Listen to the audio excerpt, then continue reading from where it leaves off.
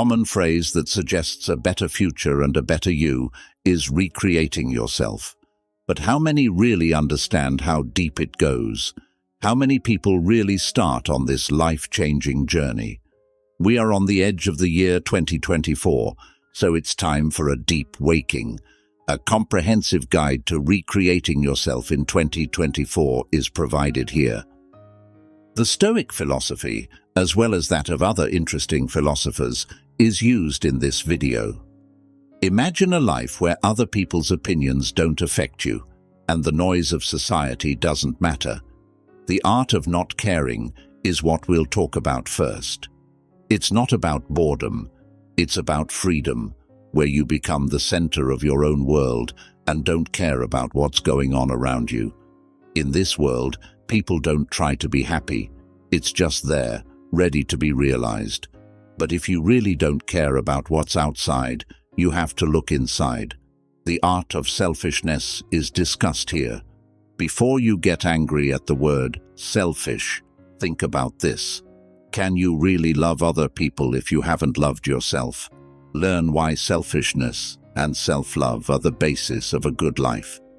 Now that you have a stronger sense of who you are, let's talk about one of the deepest human quests, finding your own sense of purpose in a world full of chaos. An anchoring purpose can help you see the way. It's not about finding meaning, it's about making it, making a life so full that every breath is a reflection of who you are. The last part of our trip is Stoicism, an old philosophy that is still very useful today. Learn about the Stoics' idea of the good life, which is defined by virtue, wisdom, and tranquility rather than by financial success. A life in which adversity changes you rather than breaking you. As you start a new year, remember that exercise isn't about changing how you look, but about changing who you are at your heart. It's about finding the gems that are hidden inside you, getting back in touch with your true self, and then sending that energy out into the world. The year 2024 is coming up, and it looks like a clean start. The real question is not whether you should change, but whether you are ready to meet your best self. Don't be afraid to jump in. Let's go on a trip together to reach unmatched growth, wisdom, and enlightenment. Have you ever felt like society's demands were too much for you to handle, or worry about things you couldn't change? You're not the only one if you said yes. A lot of us spend our whole lives worrying about things that may not be as important as we think they are. But what if there was a way to get out of this stuck state? A way to get through life with less stress and more peace of mind? Today, we're going to learn more about a philosophical approach that could help you live a happier, more fulfilling life. The art of not caring. This approach isn't about ignoring or not caring about other people. It's about putting our care and attention where it matters, on things we can control, and letting go of the rest. This video will take you on a trip through the wisdom of different ideologies and the philosophers who have been here before us and left us clues. This look at different religions and their ideas isn't just for school. It includes the calming philosophy of Buddhism, the energizing philosophy of Stoicism, the existential courage of Søren Kierkegaard, the hedonic calculus of Epicurus, the life-affirming ideas of Taoism, and the individualistic essence of existentialism. We'll also talk about cases and uses from real life. The way these ideas have been used by real people will be discussed, along with how not worrying in the right way can lead to more happiness, less fear, and a more complete life in general. But what do we really mean when we say not caring in a philosophical sense? Not caring doesn't mean being completely detached or not caring at all. It means freeing ourselves from social pressures, fears of the unknown, worries about things we can't control, and stress over what other people will think of us. It is better to focus on what we do, how we react, and how we feel instead of worrying about things we can't change. This is called the art of not caring. Understanding our limits and choosing what deserves our attention, hard work, and enthusiasm is what it's all about. It's about learning to be okay with not knowing what will happen and relishing the present moment with joy. You've come to the right place if you've ever felt like the world was weighing on your shoulders, or if you've ever wished you could let go of worries that are holding you back, or if you're just interested in learning about different philosophical views on happiness. We hope that by the end of this trip, you'll have a new understanding of how to handle the ups and downs of life with calmness, peace, and a clear mind. Join us as we show you how to free yourself by learning the art of not caring. Now is the time to go on a philosophical trip to learn more about yourself and how to let go so that you can live a happier, more satisfying life. Before we start this journey, it's important to set the scene by looking into the deep connection between philosophy and happiness. How does philosophy help us define and understand what happiness is? Philosophy is the pursuit of knowledge and the love of wisdom. It looks into basic questions about being, reality, information, values, reason, and, most importantly, for our talk today, happiness. Many philosophers from different times and places have tried to answer the question of what happiness is and how to get it. From old Greek philosophers to modern thinkers, the main goal of philosophical study has always been to find the means of happiness. On the surface, the idea of happiness seems easy and applies to everyone. But when you look closer, you find that it has many aspects and is very personal and complicated. What makes us happy is mainly based on our own experiences, our culture, and what other people expect of us. But the meaning of happiness grows and changes when we look at it through the big picture of philosophy instead of a particular view. So, how do different intellectual views see happiness? First, let's talk about the Greeks. One of the most important philosophers of all time, Aristotle, thought that happiness was more than just a feeling or a short-lived state of joy. He came up with the idea of eudaimonia, which is often translated as well-being or the good life. Aristotle believed that happiness consisted of living a life of virtue and wisdom, reaching one's full potential, and making a positive difference in the world. It wasn't about seeking pleasure, it was about making your inner life full. Epicurus, on the other hand, thought that happiness meant seeking pleasure and avoiding pain. Epicurean philosophy, on the other hand, doesn't support selfish excess. Epicurus stressed the easy, natural joys of life, such as peace of mind, friendship, and intellectual activities. These philosophers, like Jeremy Bentham and John Stuart Mill, were utilitarian. They lived in the 17th and 18th centuries, during the Age of Enlightenment. They said that happiness is about making as many people as possible happy. This idea formed the base of their moral and ethical standards. Arthur Schopenhauer, a German philosopher who lived in the 1800s, had a less positive view. He thought that life was full of pain and that happiness was just not having to go through pain. Schopenhauer's philosophy says that we should lessen our wants in order to feel less pain and sadness. This changes the way we think about what happiness is. Then there were the existentialists of the 20th century, such as Jean-Paul Sartre and Albert Camus. They thought that life has no meaning by itself, and that it's up to each person to find their own happiness and purpose. They didn't agree with social rules and pushed for sincerity and personal freedom.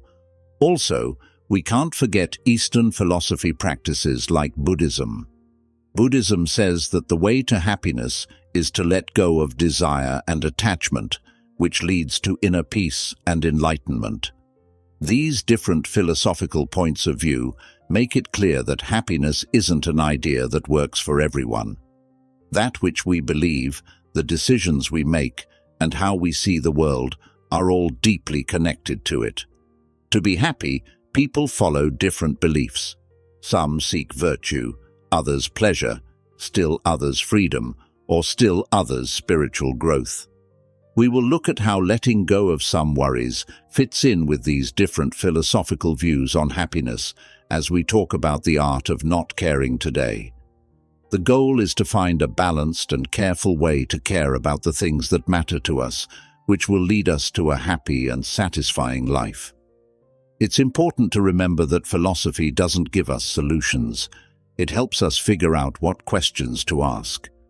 As we learn more about how to not care, let's keep an open mind, question what we think we know, and let these different philosophical ideas help us understand what happiness is. Let's set out on this fascinating journey, learning from the deep insights into happiness of great philosophers. Now, let's talk about Stoicism and old Greek philosophy, which has become famous again recently because it has deep wisdom and useful advice for living a good life. Zeno of Citium started Stoicism in Athens in the early 3rd century BC. However, it was the later Stoic philosophers, such as Epicurus, Seneca, and Marcus Aurelius, whose ideas have stood the test of time and still speak to us today. Self-discipline, virtue, and reason are important in the ethical philosophy of Stoicism. It shows us that we can't change what happens to us, but we can change how we react to it. Stoicism tells us to focus on what we can control and let go of what we can't. It's a strong way to learn how to not care. This leads us to the Stoic idea of the two kinds of power. Epicurus, a scholar who used to be a slave, wrote beautifully about this idea in his Enchiridion, or Guide. He said, "Some things are within our power, while others are not within our power. Our opinion, motivation, desire, aversion, and, in a word, whatever is of our own doing, are within our power. Not within our power are our body, our property, reputation, office, and, in a word, whatever is not of our own doing." This strong contrast tells us to focus our attention, energy, and feelings on the parts of our lives that we can manage, and to act like we don't care about the rest. This doesn't mean we should be lazy or ignore our tasks. Instead, it means we should figure out what's really important and deserves our attention and care. It's about deciding not to be upset by the things we can't change in life. This helps us keep our peace of mind and align ourselves with the natural order of the world, which is a central Stoic idea. Stoicism's example of the skill of not caring can be seen in Marcus Aurelius's Meditations. As Roman emperor, Marcus Aurelius had a lot of power and influence, but his works show that he knew that these things are temporary. As he put it in writing, "Very little is needed to make a happy life. It is all within yourself, in your way of thinking." He often stressed the value of inner peace and tranquility over external accomplishments or praise, showing the Stoic way of not caring about things we can't change. In his writings, Seneca, another important Stoic writer, gives more examples of this idea. He taught us not to be overly affected by adversity or overly ecstatic about success, and to stay unaffected by external circumstances. In a message he wrote, "True happiness is to enjoy the present without anxious dependence upon the future, not to amuse ourselves with either hopes or fears, but to rest satisfied with what we have, which is sufficient, for he that is so wants nothing." By following Stoic principles, we learn not to worry about how our lives are changing all the time, and instead focus on improving our character, wisdom, and virtue. We learn to be happy with what we have, not caring about what other people do, and at peace with the world. Not caring about anything in the Stoic sense is not the same thing as being indifferent to it. Instead, it means knowing where to focus our care and attention for a happy and peaceful life. From the Stoic school of thought, we now go to Epicurus's garden. Epicurus, a Greek philosopher from antiquity who established the Epicureanism school of philosophy, has another viewpoint on the art of not caring. Despite what many people think, Epicureanism is not about enjoying physical joys or living a fancy life. It's about living a life of tranquility, freedom, and friendship, not about knowing the nature of pleasure and desire. Epicurus said that joy is the best thing in the world and the point of life, but he also said that not all pleasures are worth seeking. He made a distinction between kinetic pleasures, which come from gratifying a desire, and katastatic pleasures, which come from a state of contentment when we are not experiencing pain or desires. Epicurus said that the best life is one in which we can stay in a state of katastatic happiness and enjoy the simple things in life without being pushed by desires all the time.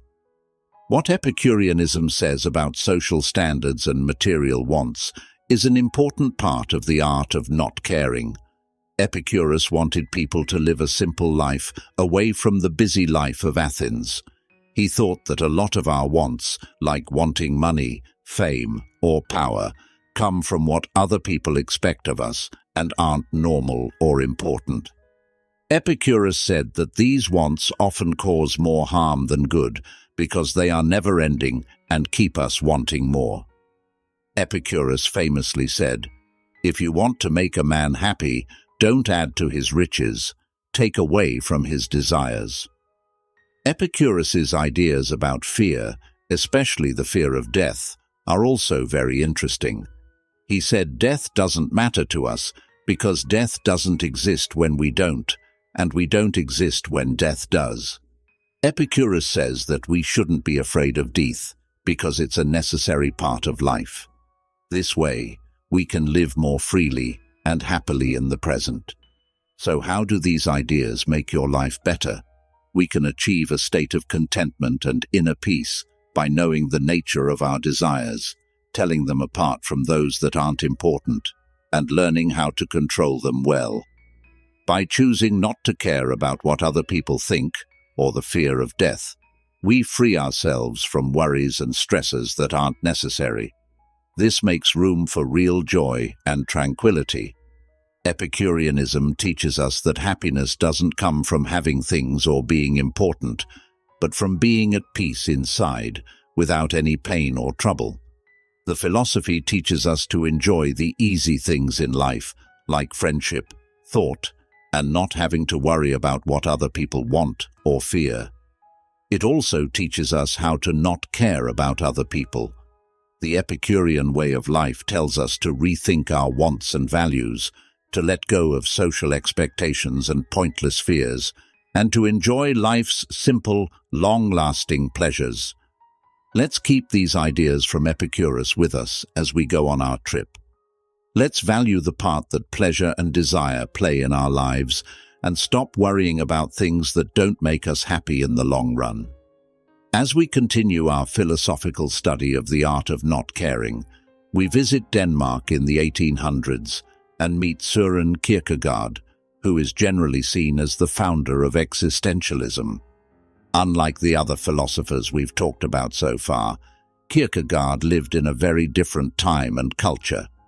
Kierkegaard's existential philosophy is all about the person, their feelings, their freedom, their choices, and their subjective life. He thought that everyone has their own idea of what is true, and that everyone has to figure out how to live their own life on their own. His works give us a deep look into the mind of a person by exploring worry, hopelessness, and the search for meaning. The leap of faith in the face of life's riddles and unknowns is one of Kierkegaard's most well-known ideas. In order to find purpose and get over depression, according to Kierkegaard, one must take a leap of faith into religion. While the phrase leap of faith is often used in religious contexts, especially in Kierkegaard's works, the idea behind it goes beyond religion. It's about embracing ambiguity and having the guts to make choices without knowing exactly how things will turn out. Fear and worry that we feel every day come from not knowing what will happen. We worry about what might happen in the future and find it hard to make choices when we can't see what will happen. What if, though, we decide not to care about this chance? What if we take that leap of faith, know that we don't know what will happen, and make our decisions with guts and conviction? Kierkegaard said, "Life can only be understood backwards, but it must be lived forwards." This quote fits with what we're talking about because it reminds us that we can learn from our mistakes and gain wisdom from them, but we can't know or control what will happen in the future. So, deciding not to worry about what might happen in the future doesn't mean you're careless or don't care what happens. Instead, it's about getting rid of our crippling fear of the unknown so that we can fully live in the moment and do what we believe is right.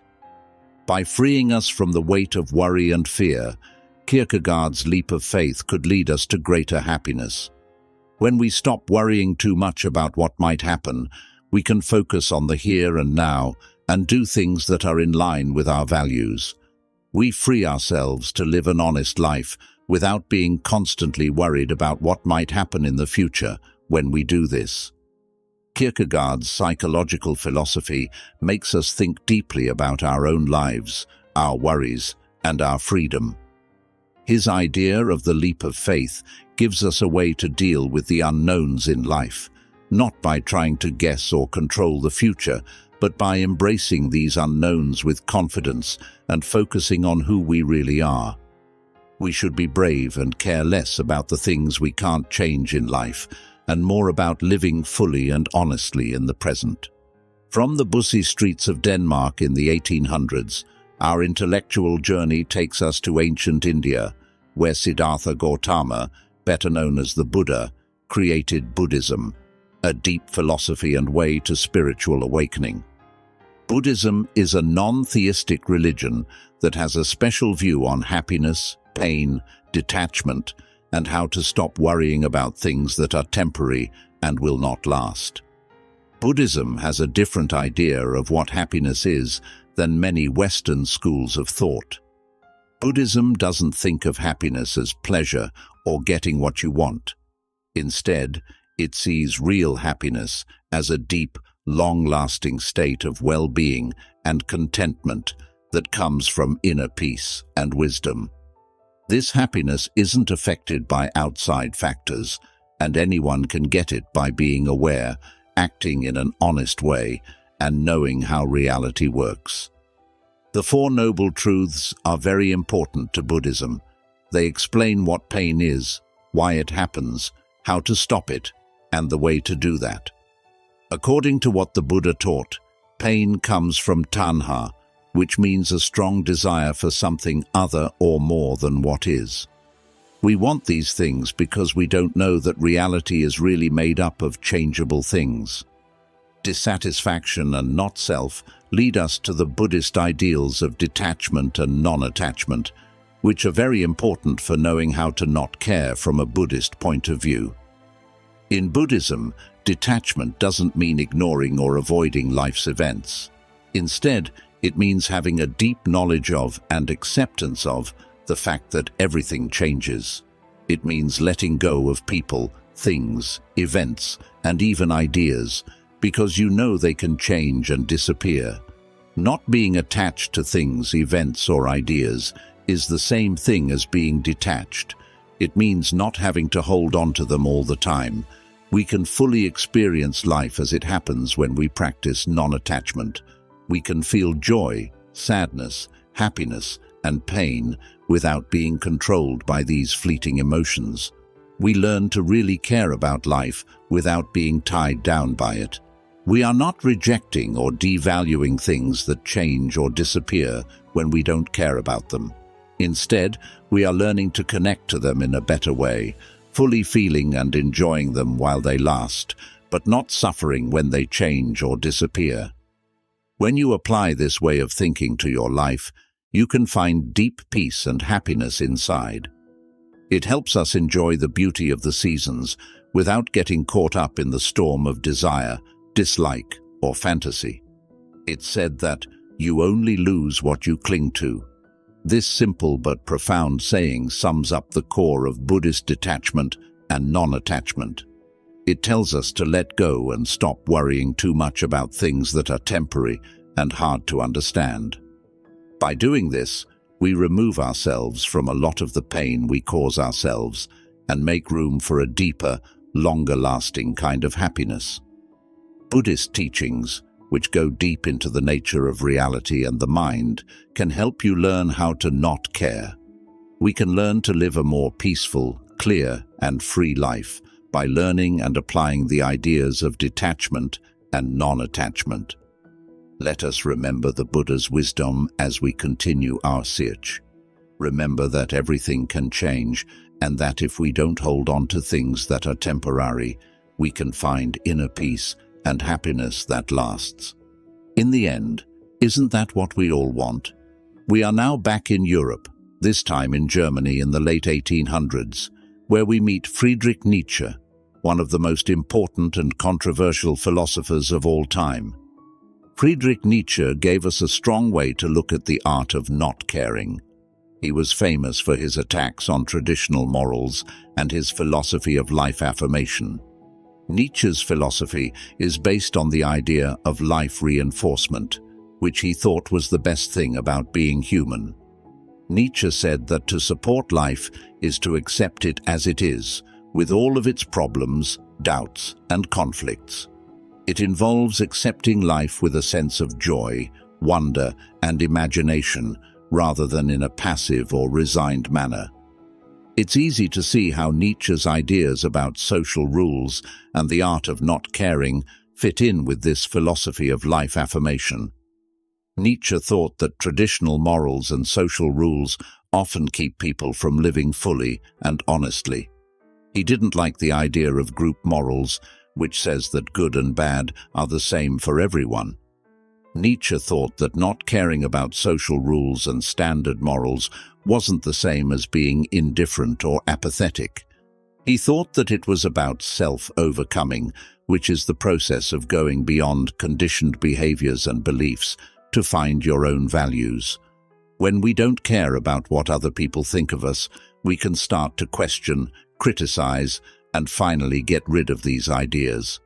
This lets us write our own moral code and decide for ourselves what is important, useful, and satisfying. This is where the idea of the Übermensch, which is also known as the Overman or Superman, comes up. This idea is Nietzsche's idea of the perfect person, someone who has gotten over themselves, found their values, and accepted life in all its complexity. The Übermensch is the idea that you don't have to care about traditional morality. Instead, you should enjoy life with all of its chaos and confusion and make your own morals. In Thus Spoke Zarathustra, Nietzsche said, "I teach you the overman. Man is something that shall be overcome. What have you done to overcome him?" These strong words are a call to action. They make us think, question, and make things. They tell us that we can get through hard times and become the people we really are. In our quest to learn how to not care, what does Nietzsche's philosophy have to offer? It makes us think about how we relate to social rules and traditional morals.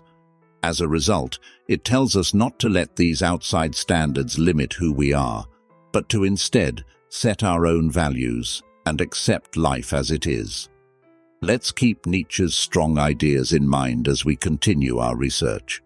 Let's work on getting over ourselves, be brave enough to make our own standards, and learn to accept life as it is.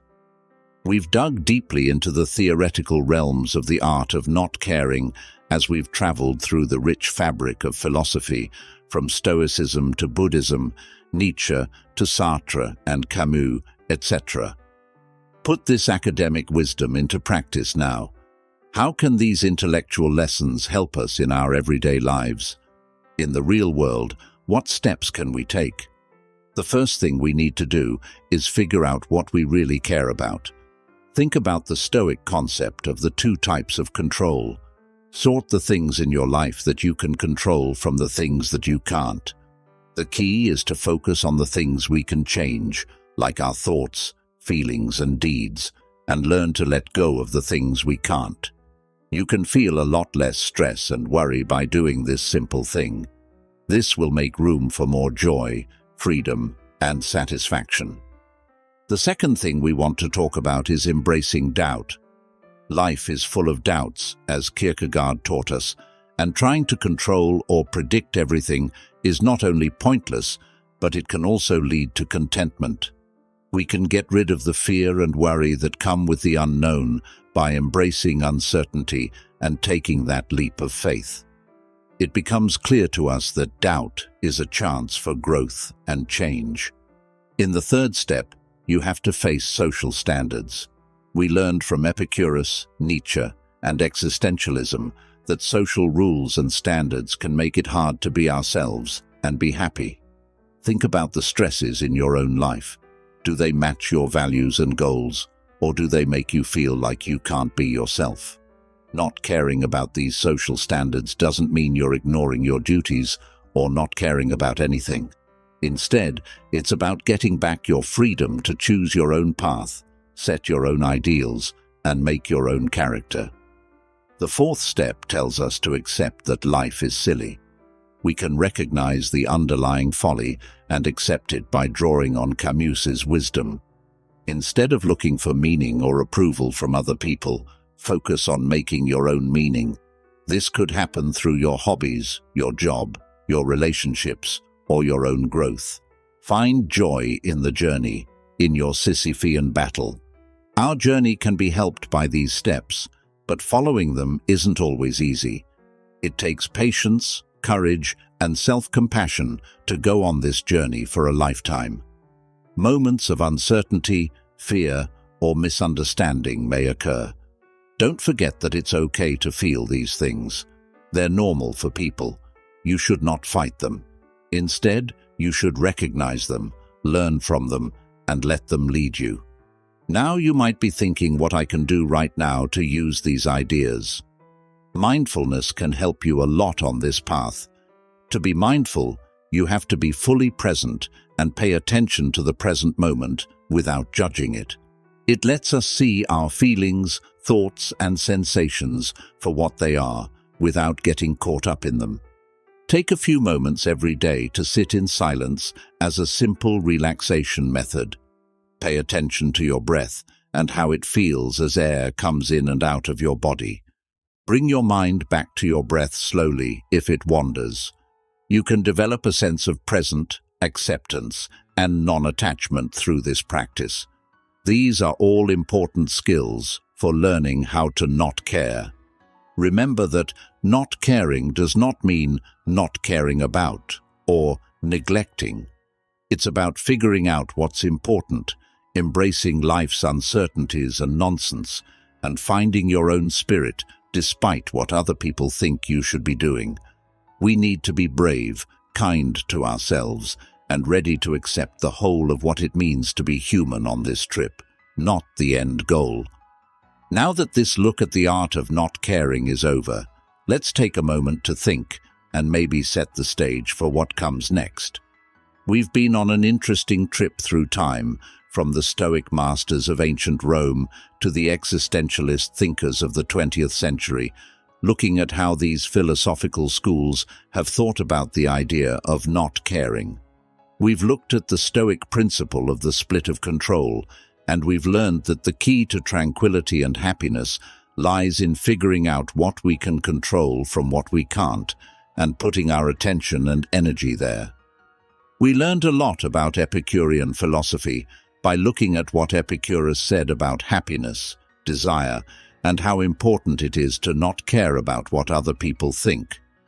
We put a lot of faith in Kierkegaard, embracing the inevitable uncertainties of life, and realizing that not caring about some results can make us happier people. We learned a lot about Eastern philosophy and how the Buddhist ideas of separation and non-attachment can help us let go of things that don't last, which can lead to peace and happiness inside. Pushed us to question social norms and taught us through his philosophy about valuing life, how important it is to not care about following these norms on our way to overcoming ourselves. Sartre and Camus, in particular, were existentialist philosophers who stressed how silly life is and told us to take responsibility for our own lives, saying that not thinking about how silly life is can lead to personal freedom. In the last part, we talked about how to use these intellectual ideas in everyday life. We talked about how to figure out what's important to us, how to deal with confusion, how to go against what society expects of us, and how to accept the ridiculousness of life. We also talked about some problems that might come up along the way and a simple awareness method that can help you become more present, accepting, and non-attached.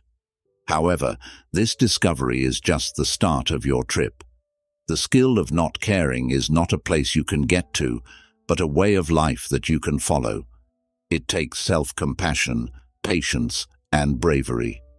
Remember to apply these philosophical ideas to your own life as you continue to learn more. Figure out what means most to you and let go of what doesn't serve your greatest good. The most important things in life are the lessons we learn, the new ideas we have, and the people we meet. So, go out and learn how to not care about things in your life. See what changes it makes, what freedom it gives you, and what happiness it brings you. Be aware that the path to not caring is not about becoming apathetic or careless. It's about embracing who you are, recovering your freedom, and making your own way. It's about finding your own soul in the midst of societal standards, uncertainty, and the fact that life is just plain silly. At some point, have you ever felt bad about taking the day off, eating your favorite food, or taking a little extra time to care for yourself? Or maybe people have told you you're selfish for putting your own needs first. Now it's time to talk about these feelings and look into the interesting place where self-love and what some might call selfishness meet. We'll take a deep look into the thoughts of some of the most important philosophers and psychologists of all time in this video. These are thinkers who have been brave enough to question the status quo and shed new light on how self-love and selfishness affect our lives. Friedrich Nietzsche, Carl Rogers, Abraham Maslow, Aristotle, Ayn Rand, Jean-Paul Sartre, Buddha, and Erik Erikson all had ideas that changed the world. We will find the secret wisdom in what they taught and use what we learn to improve our own lives. Self-love and selfishness are always being sent mixed messages by the world around us. On the one hand, we're told to be kind and selfless, to put others before ourselves. Though we are told it's okay to love ourselves and that our own wants should come first. When we get these mixed messages, we might feel lost and guilty, not sure how to find the right balance. You can use what we're talking about today in your personal and business life because of this. To live happier, more peaceful lives, we need to learn more about self-love and selfishness. We can learn to enjoy ourselves with all of our flaws and strengths by setting limits and making time for ourselves. We don't have to feel bad about doing this or worry about being seen as selfish. I used to have a hard time with these very ideas. I would sometimes skip rest, fun, and even health just to keep from being seen as selfish. I would do anything to help other people, even if it meant putting my own health at risk.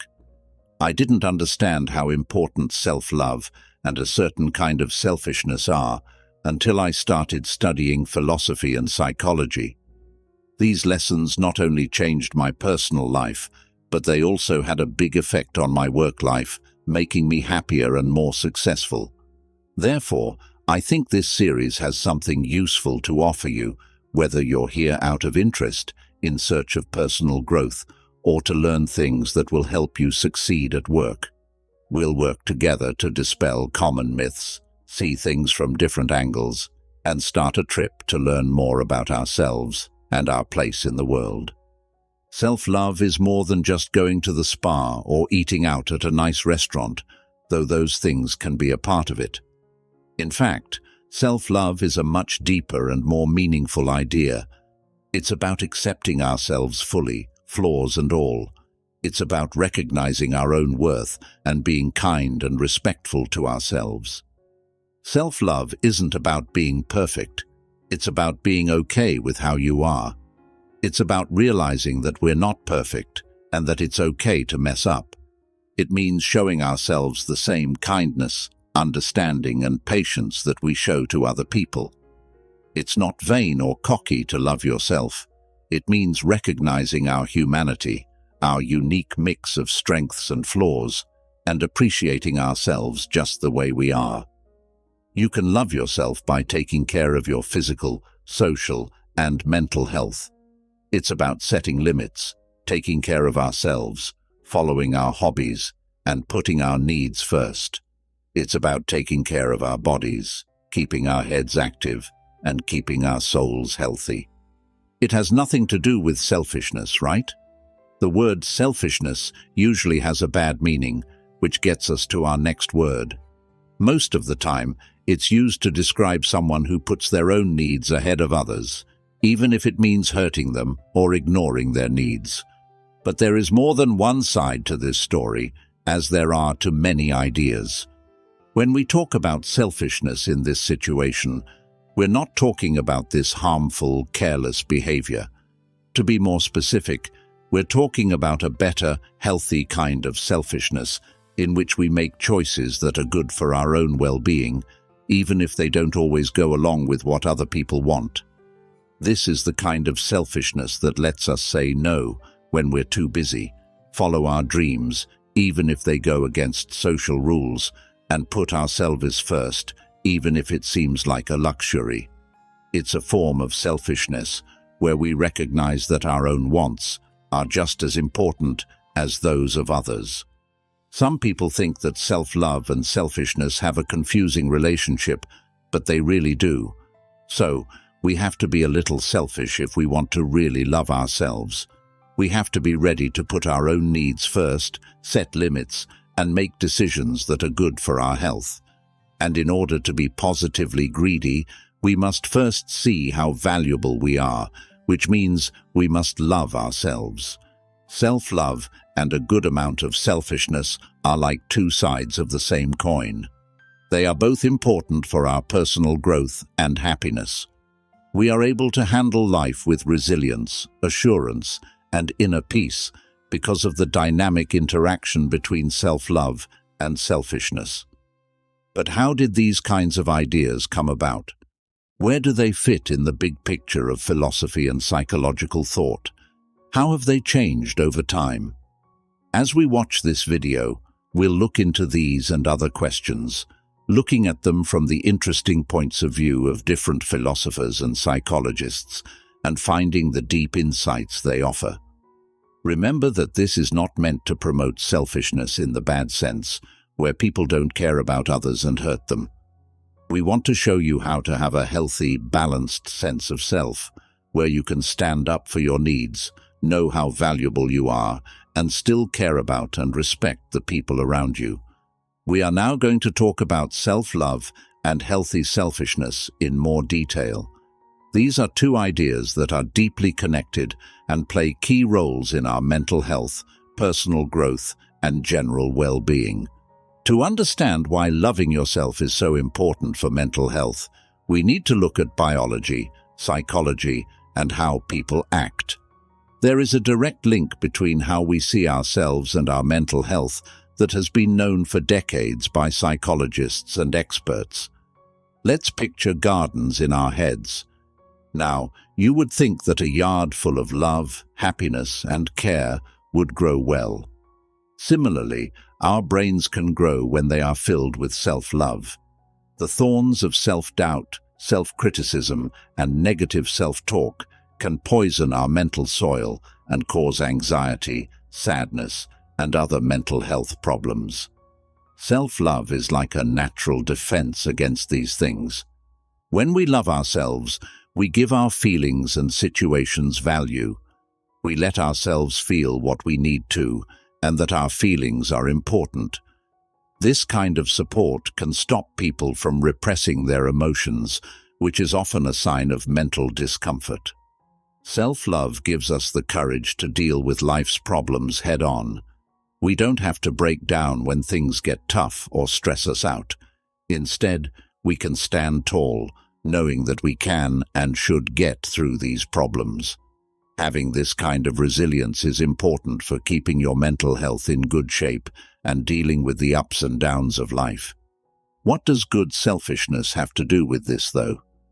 If self-love is the dirt that our mental garden grows in, then healthy selfishness is the act of taking care of that garden and making sure it gets the food it needs.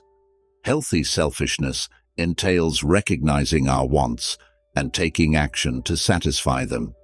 Despite our busy lives, it's about making time for ourselves, putting our health first, and not being afraid to set limits.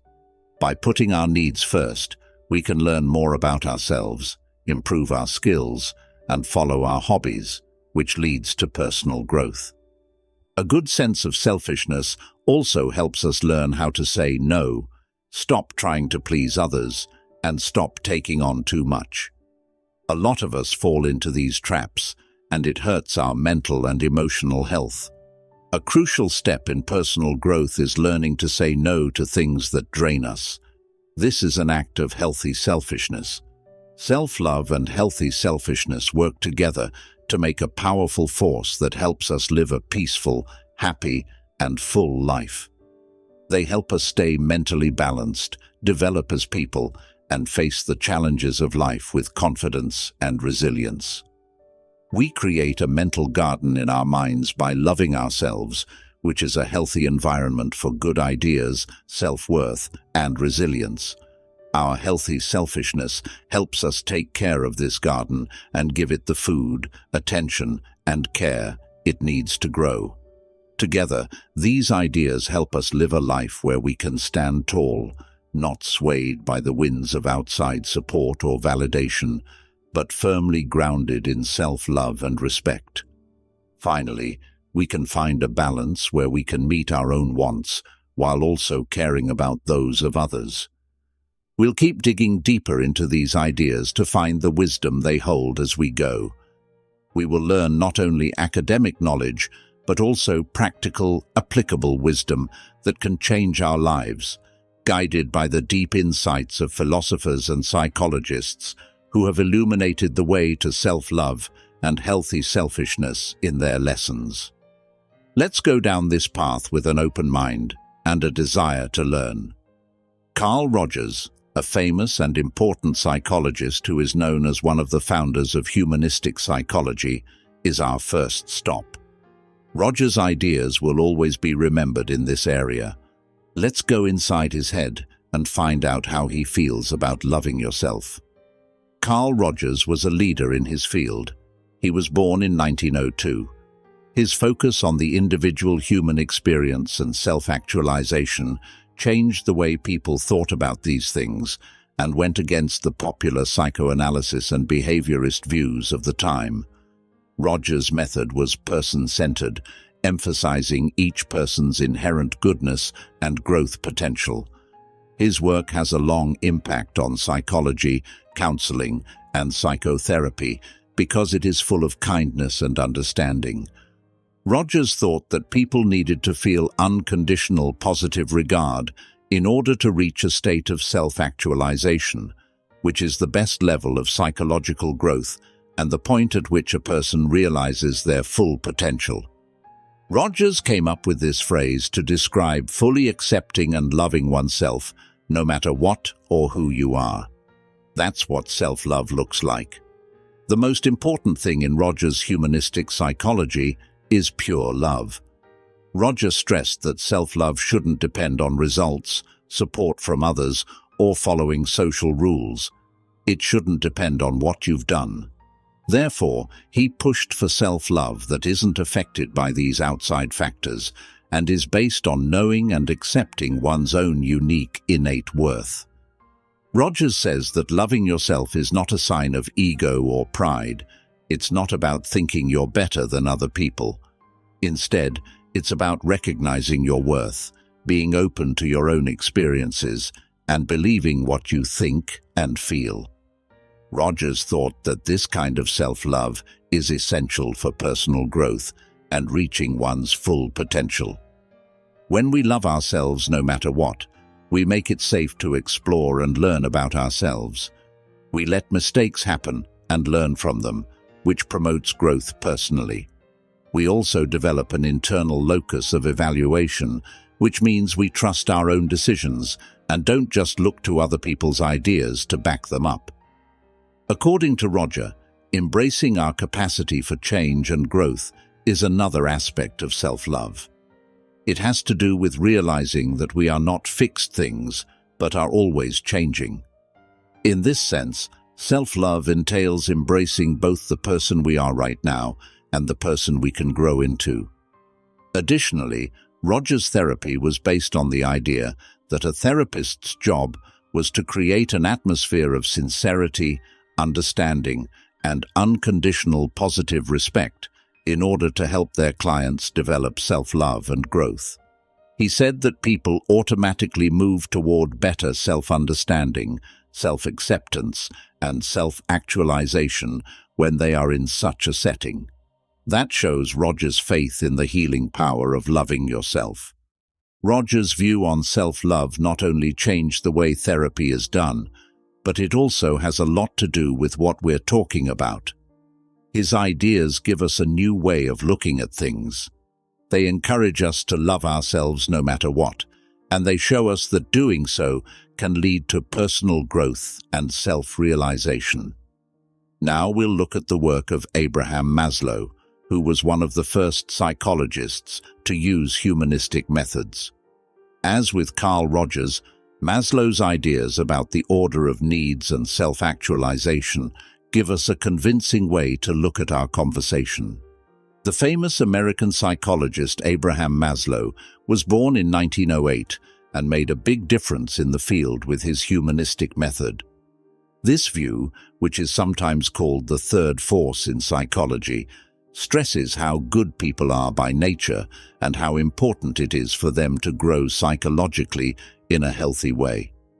Maslow is probably best known for his theory of the hierarchy of needs, which is still used today in business, marketing, psychology, and even education. Maslow put the idea of self-actualization at the top of his hierarchy of needs because it was the most important thing to him. Maslow said that self-actualization is the process of reaching your full potential over time. This idea, which is all about personal growth and improvement, is linked to what we talked about when we talked about self-love and healthy selfishness. At the base of Maslow's ladder of needs are basic needs like food and water. At the top are self-actualization needs. Maslow says that people must first meet their basic wants in order to go after their more important ones. In other words, someone must first meet their needs for safety, love, and connection, and respect before they can try to become their best selves. Self-love and selfishness can be seen in a very interesting way through this idea.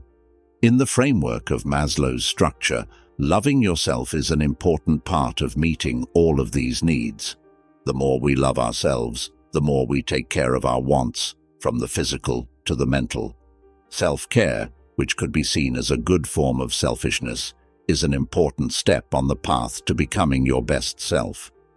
Maslow also talked about how important self-esteem was in the order. He did this to show how self-love and respect are for personal growth. It was his idea that people need to respect themselves and others in order to move up the system. Self-love is very important because it's what makes self-esteem and self-respect possible. In addition, the search for self-actualization can be seen as a good form of selfishness. Maslow says that seeking personal growth, satisfaction, and peak moments is a part of self-actualization. It's about getting better at being yourself. Some might say that this is a form of selfishness, but it is a good and healthy thing to do because it leads to personal growth and happiness. Maslow's theory acknowledges the significance of a certain amount of selfishness in living a happy life by focusing on personal growth and the satisfaction of one's own needs. It's important to remember, though, that Maslow also thought of transcendence as part of self-actualization. This meant helping others and seeing how you are connected to the rest of humanity. Abraham Maslow's ideas give us a new and interesting way to look at self-love and healthy selfishness. His writing reveals the road to self-actualization, emphasizing the importance of healthy selfishness in our personal growth, as well as the role of self-love in meeting our needs. Going back in time to learn about ancient wisdom, we now look at Aristotle, one of the most important philosophers in history. His wide-ranging work, which includes philosophy, ethics, and politics, has influenced thought for hundreds of years and can still teach us a lot about self-love and healthy selfishness. Aristotle was born in 384 BC. He studied under Plato and then taught Alexander the Great. He opened a school in Athens called the Lyceum and taught there for more than 10 years. His work had a huge impact on philosophy in the West and laid the groundwork for many later philosophical ideas and ways of doing things. The idea of eudaimonia, which is often translated as happiness or flourishing, is at the heart of Aristotle's ethical philosophy. Aristotle said that eudaimonia is the most important thing in life and in thought. It is, however, a permanent state of being that comes from living a life of virtue and realizing one's full potential rather than a fleeting state of happiness or pleasure.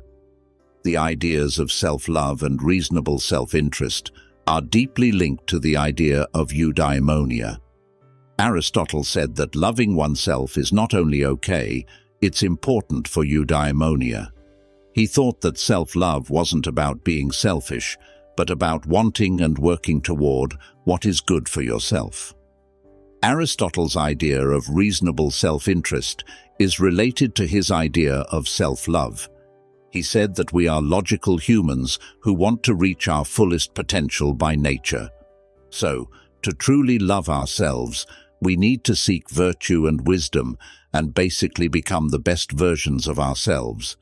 It's a type of good selfishness where one looks for personal growth and satisfaction without hurting other people, but rather as a way to make a difference in society. Let's look at some real-world examples to help you understand how Aristotle's ideas can be used. Like, let's say you're an artist. In the Aristotelian sense, loving yourself would mean putting all of your efforts into getting better at what you do, finding and using your own unique artistic style, and reaching your fullest potential. You can make a difference in the world in your own unique way by recognizing your interest and ability. Or think about a situation where you have to choose between a high-paying job that doesn't bring you joy and a lower-paying job that does. According to Aristotle's philosophy, loving oneself entails taking the road that makes you truly happy and helps you reach your full potential, even if it seems harder or less rewarding at the time. To sum up Aristotle's idea of eudaimonia, these examples show what it means to live a happy life by seeking virtue and personal excellence. Self-love and a certain amount of selfishness are not only good, they are necessary in this situation. In turn, they push us to improve ourselves and reach our full potential, which leads to our personal growth and, in turn, the improvement of our communities. Aristotle's wisdom opens up a new way to think about self-love and healthy selfishness. It supports the idea that these ideas are not at odds with each other, but work together to make a happy life. His philosophy encourages us to consider our abilities, our interests, and the decisions we make, emphasizing the significance of loving ourselves well and acting in our own best interests. The next stop on our trip is Ayn Rand, a controversial but important figure in both writing and philosophy. Born in Russia in 1905, Rand moved to the United States in the 1920s. It was there that she came up with the thought system called objectivism, which can be found in her books like The Fountainhead and Atlas Shrugged. Rand's philosophy supports a level of ethical egoism that she called the virtue of selfishness. This gives us a unique way to look at self-love and healthy selfishness. Objectivism, Ayn Rand's philosophy, says that the most important thing in life is to be happy. She pushed for a kind of logical selfishness in which each person's own life and happiness are their most important goals. Objectivism says that everyone has a moral duty to look out for themselves, not help others, and protect their own rights. In her book, The Virtue of Selfishness, Rand says that her idea of selfishness is not caring about other people, but not being willing to give up something for them. It's important to note that Rand's idea of reasonable selfishness doesn't support hurting or taking advantage of other people. It's about being true to yourself, sticking to your goals and beliefs, and living in a way that makes you happy in the end.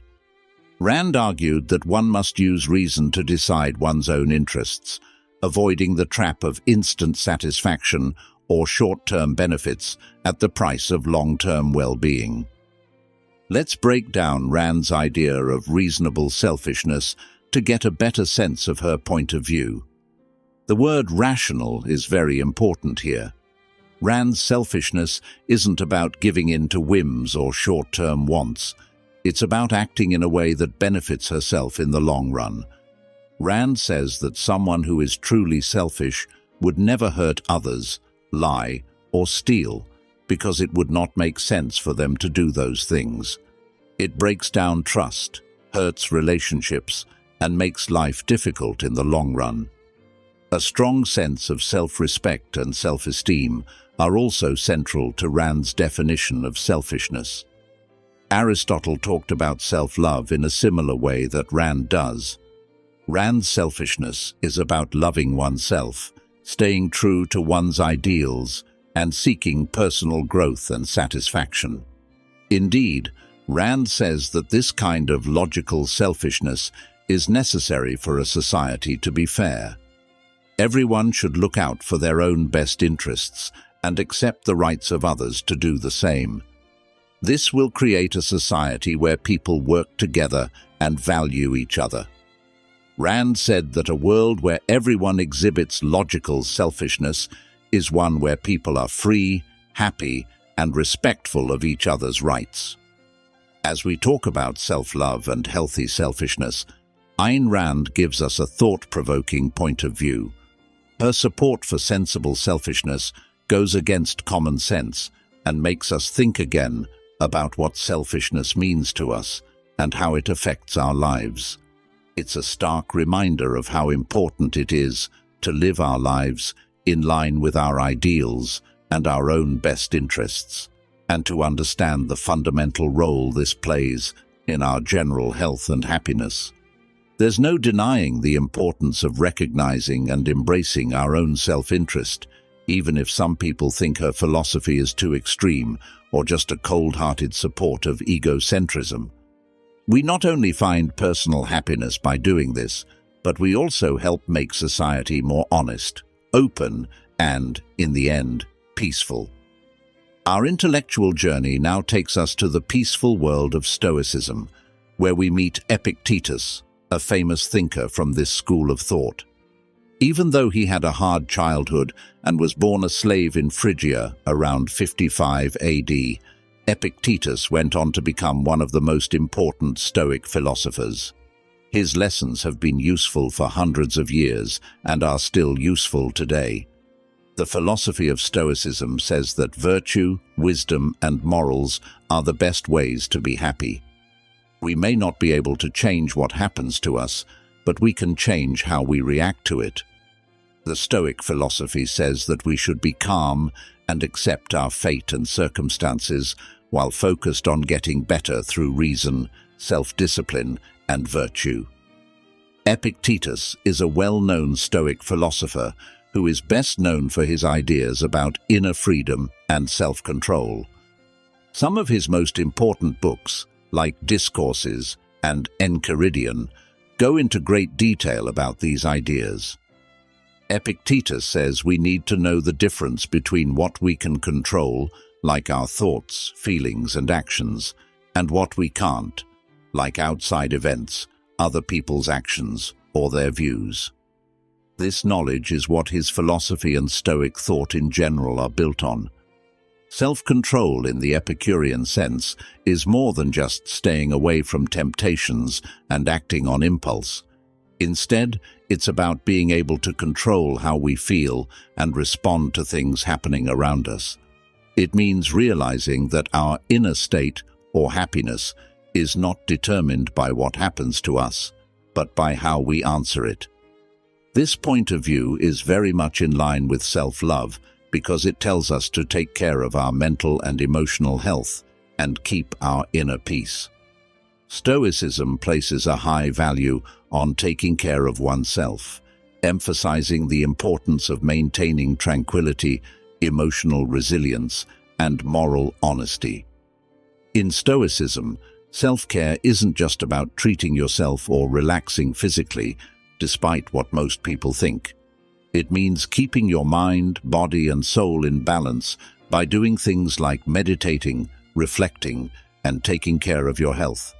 It also means developing our reason, controlling our feelings, and increasing our virtue, all of which are connected to loving yourself and acting in your own best interests.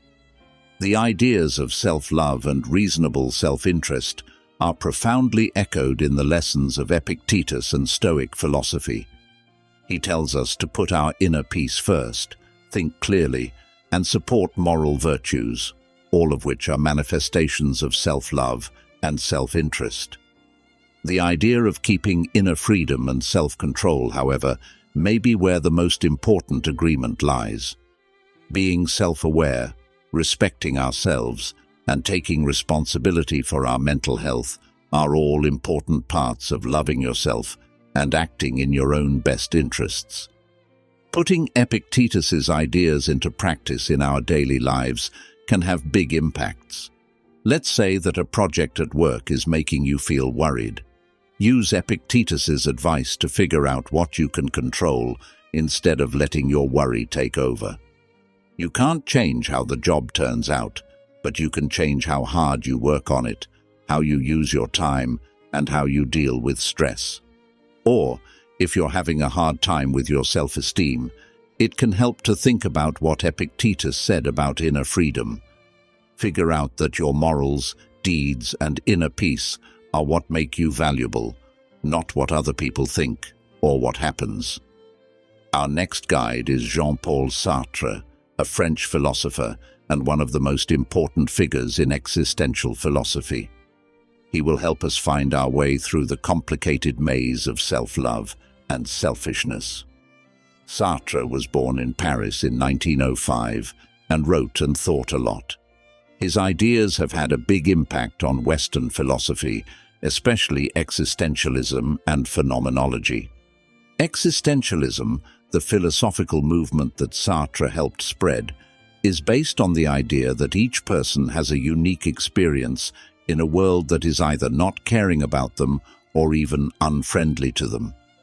People in this school of thought value freedom, choice, and responsibility. Existentialists say that each person is free to decide what their life is all about. This freedom is both freeing and challenging because it comes with the duty of choice. The popular idea in Sartre's philosophy is that existence precedes essence, which means that as people, we exist first, and then it is up to each of us to shape our essence or nature. Sartre's idea of sincerity is based on this freedom from the inside out. Living in a way that is true to you, regardless of what other people think or expect of you. Accepting this psychological freedom and taking full responsibility for our actions, decisions, and the results that follow is what Sartre meant by authenticity. You have to realize that you are in charge of your own life and can't put the blame on other people or outside events. In Sartre's own words, man is condemned to be free because he is responsible for everything he does once he is out in the world. Authenticity, self-love, and selfishness all have interesting things in common. Sartre's idea of authenticity is linked to self-love and healthy selfishness because it tells us to be true to ourselves and put our beliefs and values first. Recognizing our wants, taking responsibility for our decisions, and living in line with who we really are all necessary steps. This is about liking yourself enough to live in a way that is true to who you are, even if that means going against what other people think is right. Genuineness, on the other hand, isn't about navel-gazing selfishness for Sartre. It's about freedom and duty. It's not a reason to ignore other people or avoid doing what you need to do. Instead, it's a call to be real with our freedom and the choices it gives us. There is a small but important difference between this and selfishness. Being real means being aware of and acting on our wants, but it doesn't mean stepping on other people to get what we want. Think about your connections with other people to see how Sartre's idea of truthfulness can be used in real life. Being real means telling the truth about your needs and feelings, even if they're different from what your partner, friend, or family wants. It's about being brave enough to be yourself and not giving up your ideals or morals to make other people happy. In a work setting, living authentically might mean picking a job path that makes you happy instead of one that is popular or pays well. Recognizing your interests and goals and taking ownership of the decisions that support them are the key. Sartre's idea of sincerity is an interesting way to look at self-love and healthy selfishness. His philosophical philosophy tells us to enjoy our freedom, take responsibility for our lives, and be brave enough to live honestly. This helps us learn more about self-love and selfishness. Let's keep going on our philosophical trip. This time we'll go east and find safety under the Bodhi tree of Buddhism. From what Siddhartha Gautama, also known as the Buddha, taught in the 6th century BC, this very old philosophy grew. Millions of people around the world have benefited from the Buddha's lessons, enduring wisdom and direction. The Four Noble Truths are at the heart of Buddha's lessons.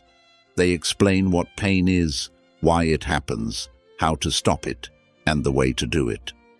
The Noble Eightfold Path is what the Buddha said you should do to end your pain and reach nirvana, which is a state of perfect peace and understanding.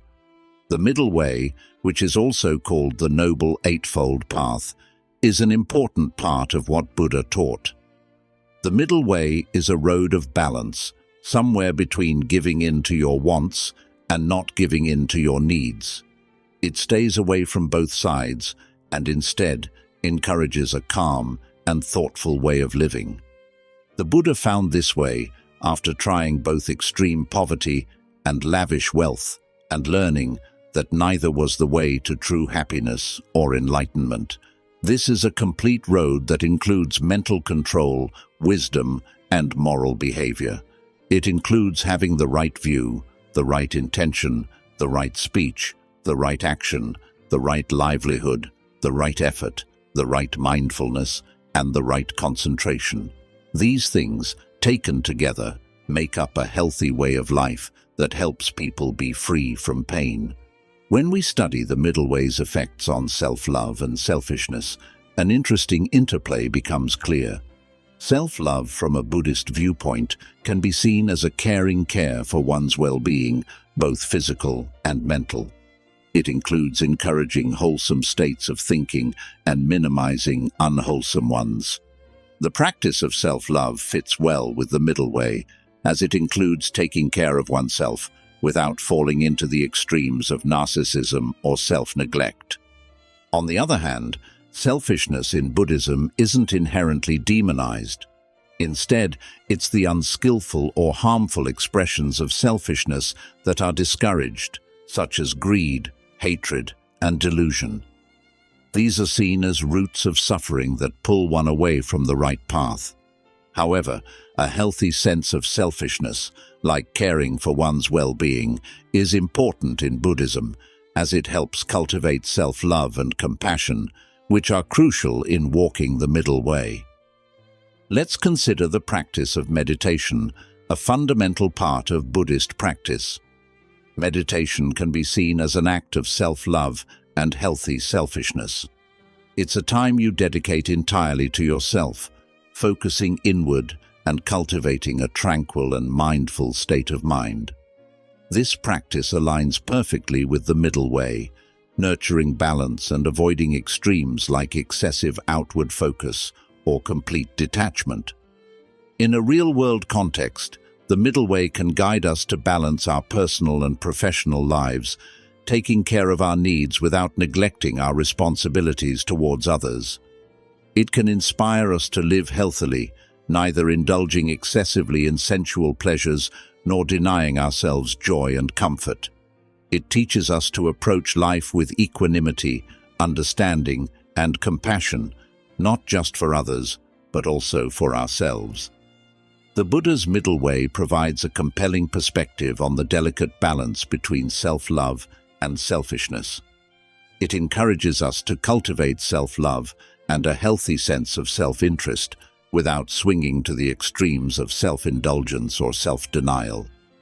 As we delve deeper into our exploration, we turn our gaze to the mid-20th century and the contributions of a German social psychologist, psychoanalyst, sociologist, and humanistic philosopher, Erich Fromm. Born in Frankfurt, Germany in 1900, Fromm's ideas transcended academic fields, providing profound insights into human behavior, love, and society. Fromm is best known for his work, The Art of Loving, published in 1956. In this seminal work, he presents love not as a sentiment easily swayed by passion or external factors, but as an art that one must cultivate and nurture. According to Fromm, the practice of love involves a sense of discipline, concentration, patience, and a transcendence of narcissism. Most importantly, it requires an ability to love oneself. Fromm's conception of self-love is far from the notion of narcissism or conceitedness. He emphasized that loving oneself and loving others are two sides of the same coin. They're inseparable.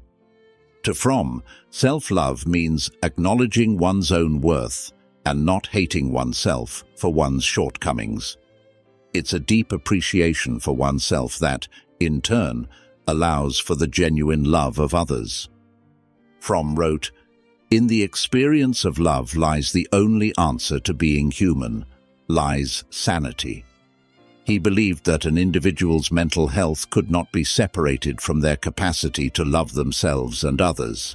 He argued that self-love and the love for others are intertwined, noting that love isn't possible without self-love, and self-love isn't possible without the love for others. In practical terms, Fromm's idea of self-love encourages us to maintain a balance between caring for ourselves and for others. It's about acknowledging our own needs and aspirations while respecting and caring for the needs and aspirations of others. It rejects the notion of self-love as a narcissistic, self-absorbed act, redefining it instead as an inclusive act that extends beyond the self. In our relationships, whether personal or professional, Fromm's idea encourages us to practice active listening, understanding, and mutual respect, stemming from the love we cultivate for ourselves and extend to others. It pushes us to be patient, not just with others, but also with ourselves, as we navigate through the challenges of life. In the realm of personal growth and development, Fromm's concept teaches us to embrace our flaws and work on them without hating or being too harsh on ourselves. It encourages a healthy level of self-critique and introspection, fostering personal growth and a better understanding of ourselves. Fromm's perspective on self-love as an integral part of loving others provides a crucial layer to our understanding of self-love and selfishness. His thoughts encourage us to recognize self-love not as an isolated, self-centered act, but as a vital step towards loving others and leading a wholesome life. As we journey through the different philosophies and psychological perspectives on self-love and selfishness, we find ourselves in a mosaic of ideas, each unique yet sharing common threads. Comparing and contrasting these perspectives helps us appreciate their depth and diversity and guides us in integrating these principles into our daily lives. Starting with Carl Rogers, we saw that self-love is intrinsically tied to the concept of self-actualization. A positive view of oneself enables one to explore their potentials and capabilities fully. The concept of self-actualization resurfaces in Abraham Maslow's hierarchy of needs, emphasizing self-love as a crucial element in fulfilling our highest potential. Aristotle's eudaimonia echoes similar sentiments, with the pursuit of happiness through self-realization and the achievement of personal excellence. On the other hand, Ayn Rand's objectivism introduces the idea of rational selfishness, arguing that pursuing one's self-interest, when done rationally, is the highest moral purpose. This contrasts with the Stoic perspective represented by Epictetus, which advocates for self-control and inner freedom, seeking tranquility and virtue rather than immediate self-gratification. Jean-Paul Sartre's existentialist perspective throws us into the pursuit of authenticity, implying that self-love is about embracing our freedom and taking responsibility for our actions.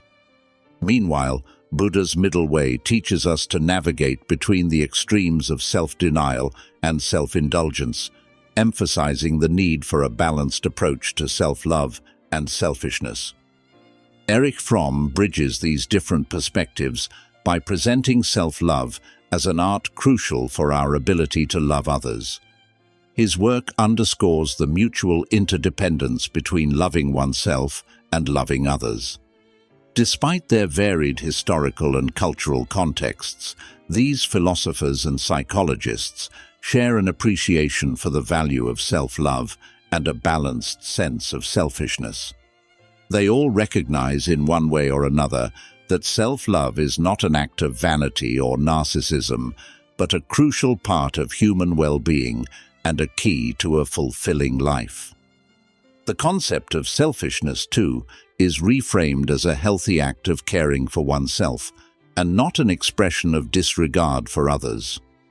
In terms of applying these perspectives to contemporary life, we can take away several valuable lessons. Self-love is about recognizing our self-worth and treating ourselves with kindness and respect. It involves understanding and meeting our needs, whether physical, emotional, or psychological. Healthy selfishness, on the other hand, is about setting boundaries and making time for ourselves amid our busy lives. It's about asserting our interests while maintaining empathy and consideration for others. In a world that often demands us to put others' needs before our own, these philosophical and psychological perspectives remind us of the importance of taking care of ourselves too. After all, as the adage goes, you cannot pour from an empty cup. In the act of nurturing ourselves, we become better equipped to contribute to the world and enrich the lives of those around us. As we venture forth into our individual journeys, let these philosophers and psychologists be our guides. Let their insights illuminate our paths as we navigate the terrains of self-love and selfishness. As we endeavor to create a balance that fosters personal development and contributes to a good life, as you venture forth, hold on to the insight that self-love and balanced selfishness are not barriers to our growth, but catalysts for it. They form the undercurrent of a life that's not just good, but meaningful, fulfilling, and truly our own. Have you ever found yourself pondering over the fundamental questions of human existence? Who am I? Why am I here? What's the purpose of life? If you have, you've unknowingly delved into the realm of existentialism, a philosophy that places human individual existence, freedom, and choice at its center. Imagine you're floating in the endless cosmos, gazing down at the world, a tiny sphere amidst an infinite expanse. All the successes, all the failures, the entire human experience condensed into this one small dot. It's overwhelming, right? It might even seem absurd. But don't despair, because that sense of insignificance is precisely where existentialism begins. Existentialism, in its simplest terms, is a philosophy concerned with finding the self and the meaning of life through free will, choice, and personal responsibility. It rejects the idea that the universe inherently holds any truths or meaning about our individual lives. Rather, it suggests that it's up to each of us to give our own life meaning, to navigate this vast, uncaring universe where established structures or morals offer no easy paths. This philosophy originated in the late 19th and early 20th centuries, born out of the chaos and disillusionment following World War II. It was a philosophical rebellion, one that sought to explore the human condition in a world that appeared increasingly absurd. Among the many philosophers who contributed to this thought-provoking field, two names are particularly prominent and will serve as our guiding stars throughout this exploration: Jean-Paul Sartre and Albert Camus. Jean-Paul Sartre, the renowned French philosopher, is often seen as the pivotal figure in existentialist thought. His belief that existence precedes essence encapsulates the idea that we come into the world without predefined purpose or nature, and that we must create our essence through our choices and actions. In Sartre's view, we are not born with a specific mission or inherent meaning. Rather, we find ourselves in a seemingly arbitrary world, and it becomes our existential responsibility to shape our destiny and give our life its unique meaning. Then we have Albert Camus, another French philosopher who, while often associated with existentialism, preferred to identify his philosophy as absurdist. For Camus, the universe is indifferent to our struggles, our joys, our existence. But rather than spiraling into despair, he saw this recognition as a starting point to create our own meaning, to rebel against the absurdity and embrace the freedom it offers. We'll be diving deep into their philosophies, unpacking their key concepts, and exploring how their ideas can provide valuable insight into our own lives. Because isn't that the ultimate goal? To understand and navigate our existence in this grand cosmos. Welcome to our journey into the heart of existentialism, a journey where we may not find easy answers, but will undoubtedly uncover thought-provoking questions about life, freedom, and personal responsibility. The roots of existentialism, while firmly planted in the 19th and 20th centuries, stretch back much further, drawing nourishment from the rich philosophical soil of the past. The philosophy's emphasis on individual experience, freedom, and the meaning of existence can be traced to the works of thinkers like Søren Kierkegaard and Friedrich Nietzsche. Kierkegaard, a Danish philosopher in the mid-19th century, is often hailed as the first existentialist thinker. He emphasized the importance of individual experience and personal responsibility, arguing against the trend of philosophical abstraction and insisting on the centrality of the individual's direct lived experience. He argued that truth is subjectivity, meaning that the most significant truths, especially those concerning ethics and religion, are deeply personal and subjective. On the other hand, we have Nietzsche, an iconoclastic German philosopher who fiercely criticized the established values of his time. Nietzsche's philosophy echoed the existentialist theme of individualism. He emphasized the creative, life-affirming individual who defies conventional morality to create their own values. Despite these early roots, existentialism as we understand it today came into its own in the aftermath of the Second World War, a time that witnessed cataclysmic despair, loss, and a crisis of identity. It was a period where previously held societal and philosophical certainties were upended, forcing humanity to reassess its place in the world. In this context, existentialism's emphasis on personal freedom, the responsibility of choice, and the search for authentic existence resonated deeply. The core tenet of this philosophy, that existence precedes essence, countered the traditional philosophical view that essence or asset, natura precedes existence. This revolutionary idea suggested that we are born without a predetermined purpose or nature, and that it's our responsibility to define ourselves through our actions and choices. Simone de Beauvoir, another significant existentialist thinker, echoed this sentiment in her seminal work, The Second Sex, where she examined the existentialist dilemma through the lens of women's experience, thus connecting existentialism with the growing feminist movement.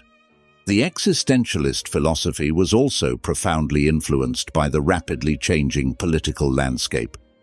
The rise of totalitarian regimes, the horrors of the Holocaust, and the nuclear threat led to a profound sense of fear, uncertainty, and alienation, which was echoed in existentialist works.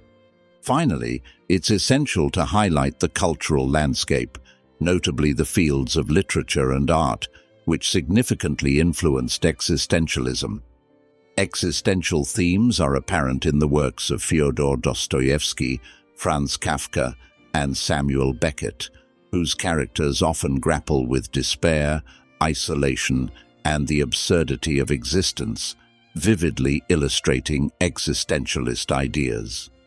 Thus, existentialism came from the convergence of philosophical thought, historical change, and cultural expression, a response to the modern world's challenges, pushing individuals to face their existence's absurdity and find personal meaning amidst the chaos. Having set the historical stage, let's now move on to the key figures of our exploration, Sartre and Camus.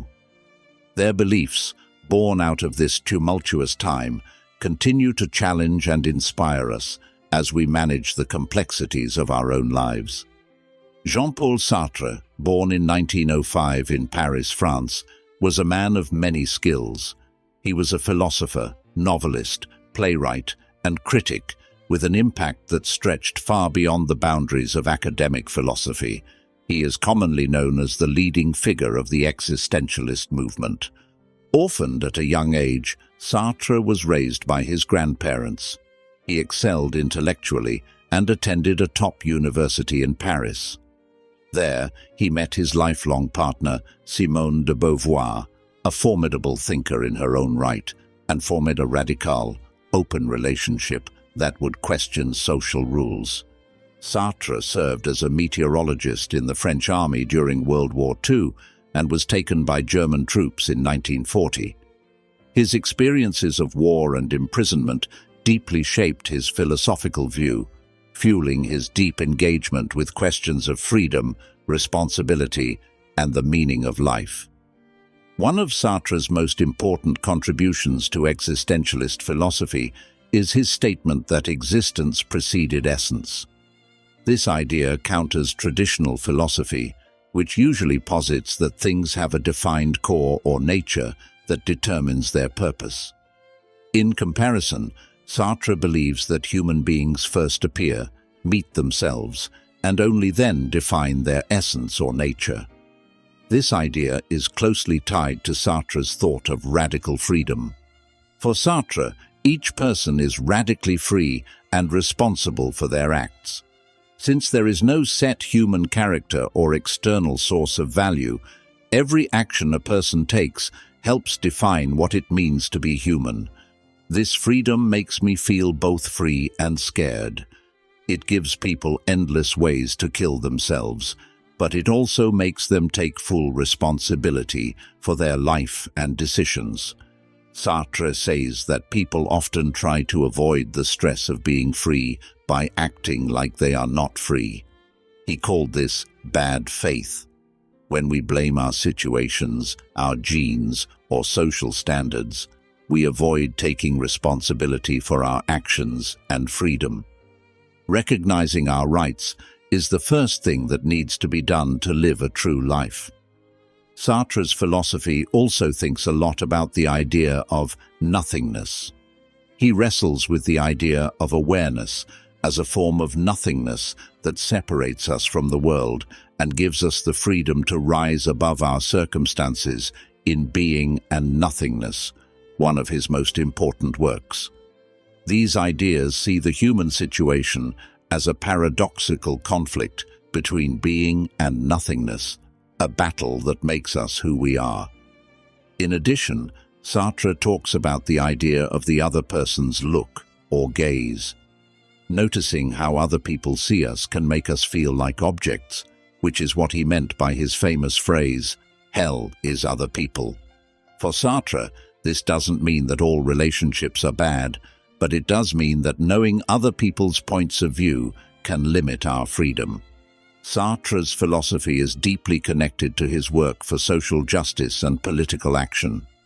He didn't just see philosophy as a subject to be studied, he saw it as a way to question, seek, and change society. Existentialism was an action philosophy that told people to be aware of their freedom and use it to fight unfairness and make their lives more real. Being and Nothingness, which came out in 1943, is probably Sartre's most important work. This book delves deeply into phenomenology and existentialism, looking at things like human awareness, freedom, and the nature of life in great depth. In Being and Nothingness, Sartre talks about two different kinds of being. The first is the being in itself, which is like the objective existence of inanimate things that don't have awareness. And the second is the being for itself, which is like the subjective existence of conscious beings, our state of being. Inside the being for itself, Sartre finds the most important thing about being human: freedom. Sartre says that people are naturally free because they are not set things, but rather becomings. Our awareness, our nothingness, separates us from the world and lets us question, negate, and imagine realities that are not the way things are. Being able to go beyond is and imagine what could be is at the heart of Sartre's philosophy. To show this, think about this quote from Being and Nothingness. "Man is not the sum of what he has, but the totality of what he does not yet have, of what he could have." This powerful phrase shows that Sartre saw man as an unfinished project, whose existence was not determined by his past or present state, but by his future possibilities, his ability to change, create, and redefine himself. Moving on to Nausea, Sartre's first book and another important part of his philosophical thought.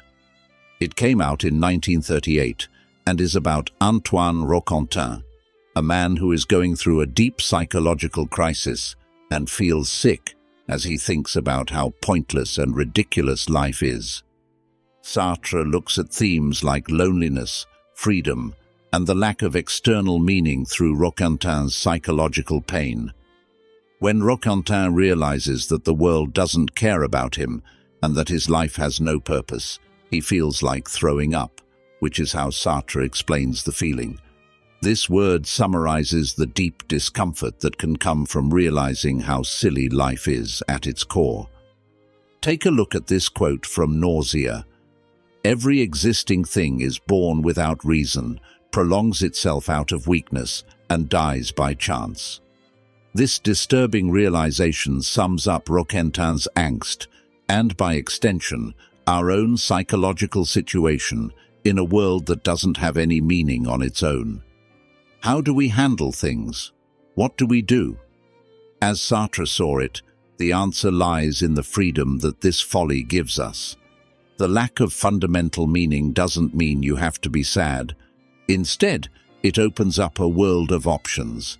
It gives us the power, or even forces us, to make our own purpose and define who we are through the decisions and actions we make. Another quote from Nausea echoes this idea. "I am free. There is absolutely no more reason for living. All the ones I've tried have given way, and I can't imagine more of them. I have to build them myself." This is a clear call to action, a recognition of how hard it is, but also freeing it is to make our own meaning in a world that won't give it to us. Sartre's writings, like Being and Nothingness and Nausea, are brave and complex looks at what it means to be human. They push us to face the unsettling truth that we are free and that there is no external meaning, but they also give us the power to accept that we are the ones who make our identity. Albert Camus was born in 193 in French Algeria and grew up in terrible poverty. This made him more politically aware and more sympathetic to those who were on the outside. Because he was such a good student, the University of Algiers gave him a grant to study philosophy. There, he discovered his love for theatre, journalism, and political activity. Although Camus moved to France right before World War II, he quickly became involved in the French resistance. As editor of the secret newspaper Combat, he spoke out against fascism. Combining philosophy, writing, and political action was what made Camus's work unique and shaped his unique philosophical view. Existentialism is often linked to Camus, but he famously refused to use that term. Instead, he called his philosophy a philosophy of the absurd. Camus said that the insanity of life comes from the clash between our need for meaning, order, and clarity, and the absence of these things in the world. In his essay, The Myth of Sisyphus, Camus goes into great detail about his concept of the absurd, which is at the core of his philosophy. Sisyphus was cursed to forever roll a boulder up a hill, only to have it roll back down again. Like Sisyphus, we have to face the absurdity of our lives, the circle of death and life that seems pointless in a world that doesn't care. But Camus doesn't think this foolishness makes us sad. Instead, he thought that recognizing the ridiculous gave us the freedom to live fully and honestly. In his own words, "The struggle itself towards the heights is enough to fill a man's heart. One must imagine Sisyphus happy." Camus also suggested that people should rebel against nonsense. We act as a form of personal revolt by choosing to keep living even though life is crazy. This affirms our presence and honor.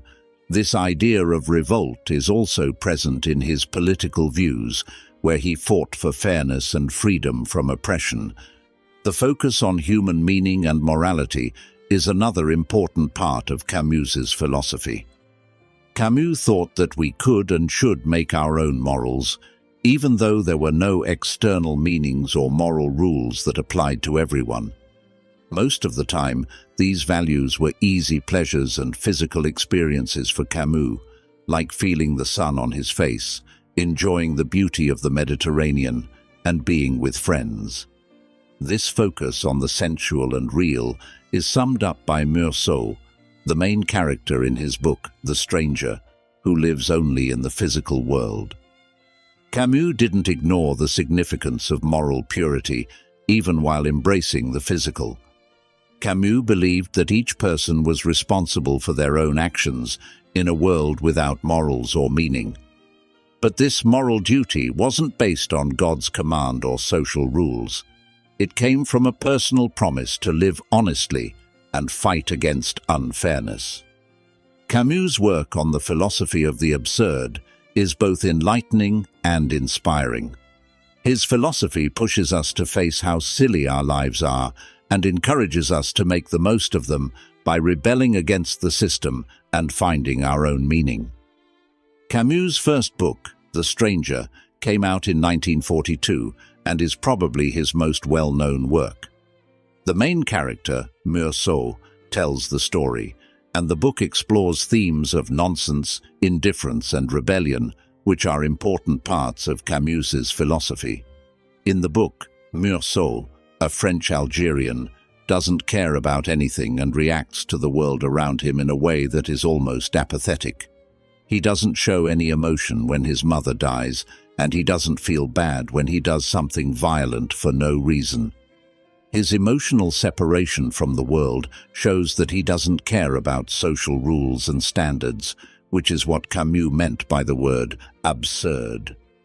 The courtroom scene is important for understanding Meursault's thoughts because it's where he says, "I had lived my life one way, and I could just as well have lived it another. I had done this, and I hadn't done that. I hadn't done this thing, but I had done another." This quote says everything about Meursault's character and Camus' philosophy of absurdism. For him, life is a series of random choices with no real meaning. This point of view might seem pessimistic, but Camus believed that realizing how silly life is doesn't make you give up or do nothing. Instead, it gives people the chance to live a free life, free from the restrictions of social rules and standards. By putting Meursault to death, Camus makes this point very clear.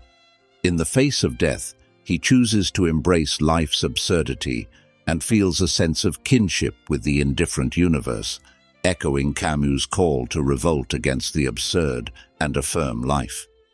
But The Stranger is more than just a story about psychological angst and rebellion.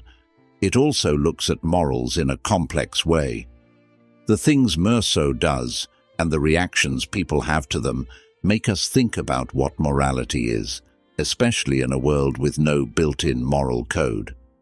Is there a sense of right and wrong in a world that doesn't make sense? If so, what does it mean? Camus doesn't give us easy answers. Instead, he forces us to think about these issues on our own, telling us that we are responsible for making our own moral guide. In the last lines of the book, Meursault thinks, "For everything to be consummated, for me to feel less alone, I had only to wish that there be a large crowd of spectators the day of my execution, and that they greet me with cries of hate." The main character in The Stranger vividly shows Camus's philosophy of the absurd. We face the universe's indifference and the randomness of life, and we are asked to think about meaning and morals in a world that doesn't have a purpose of its own. Sobering and empowering. His philosophy challenges us to confront the absurdity of our existence while inspiring us to affirm our lives through personal revolt and the creation of individual meaning. In our next segment, we'll explore how these existential philosophies of Sartre and Camus can apply to our daily lives, guiding us in our quest for authenticity, freedom, and personal meaning. Having journeyed through the minds of Sartre and Camus, we now turn to the fundamental question: how does existential philosophy relate to our modern life? How can these insights from the mid-20th century help us navigate our lives in the 21st century? To begin with, both philosophers offer a paradigm shift in how we approach life. From Sartre, we are urged to embrace our radical freedom and the responsibility it entails. In a world often driven by external influences, societal norms, family expectations, and cultural trends, we are reminded that we possess the freedom to define ourselves, to choose who we are and what we value. This can be seen in the choices we make daily, whether it's our career path, our relationships, our hobbies, or our response to the challenges life presents us. We are not bound by our circumstances, our past, or other people's expectations. We are free to shape our existence and to bear the responsibility for our actions. This perspective can lead to an empowering sense of agency and authenticity. Consider a practical example. You may find yourself working a job that doesn't fulfill you, perhaps chosen due to societal pressure or familial expectations. Sartre's philosophy would encourage you to embrace your freedom, to evaluate your options, and to make a conscious choice about your career path based on your authentic desires and values rather than external pressures. From Camus, we learn to acknowledge and confront the absurdity of life rather than seeking solace in illusions of objective meaning or ultimate salvation. We are encouraged to create our personal meaning and values. This can liberate us from the societal rat race and the unending pursuit of externally defined success. Furthermore, Camus' notion of revolt can inspire us to affirm our lives even amidst adversity and suffering. Consider a situation where you're confronted with a personal setback, like a failure or loss. Camus' philosophy would urge you to confront this adversity head-on, to recognize its absurdity, and to continue striving regardless, thus revolting against the absurd. Applying this to a practical context, suppose you experience a failure in your personal or professional life. Rather than surrendering to despair or viewing it as a commentary on your self-worth, you could see it as an integral part of life's absurdity and use the experience to grow and reaffirm your commitment to your chosen path.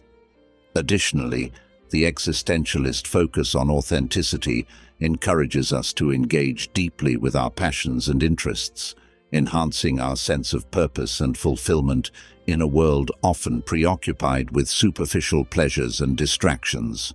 Existentialism calls us back to a genuine engagement with life. Existentialism challenges us to take moral responsibility for our actions. In a world devoid of absolute moral laws, we are urged to create our moral compass. This requires introspection, dialogue, and conscious decision-making, promoting a more mindful and engaged approach to ethics. Existentialism invites us to reconsider how we perceive our lives and our search for purpose by highlighting the lack of inherent meaning and the responsibility each of us has to create our path. Existentialism offers a roadmap for those seeking purpose and fulfillment in today's fast-paced, complex world. Let's consider purpose first.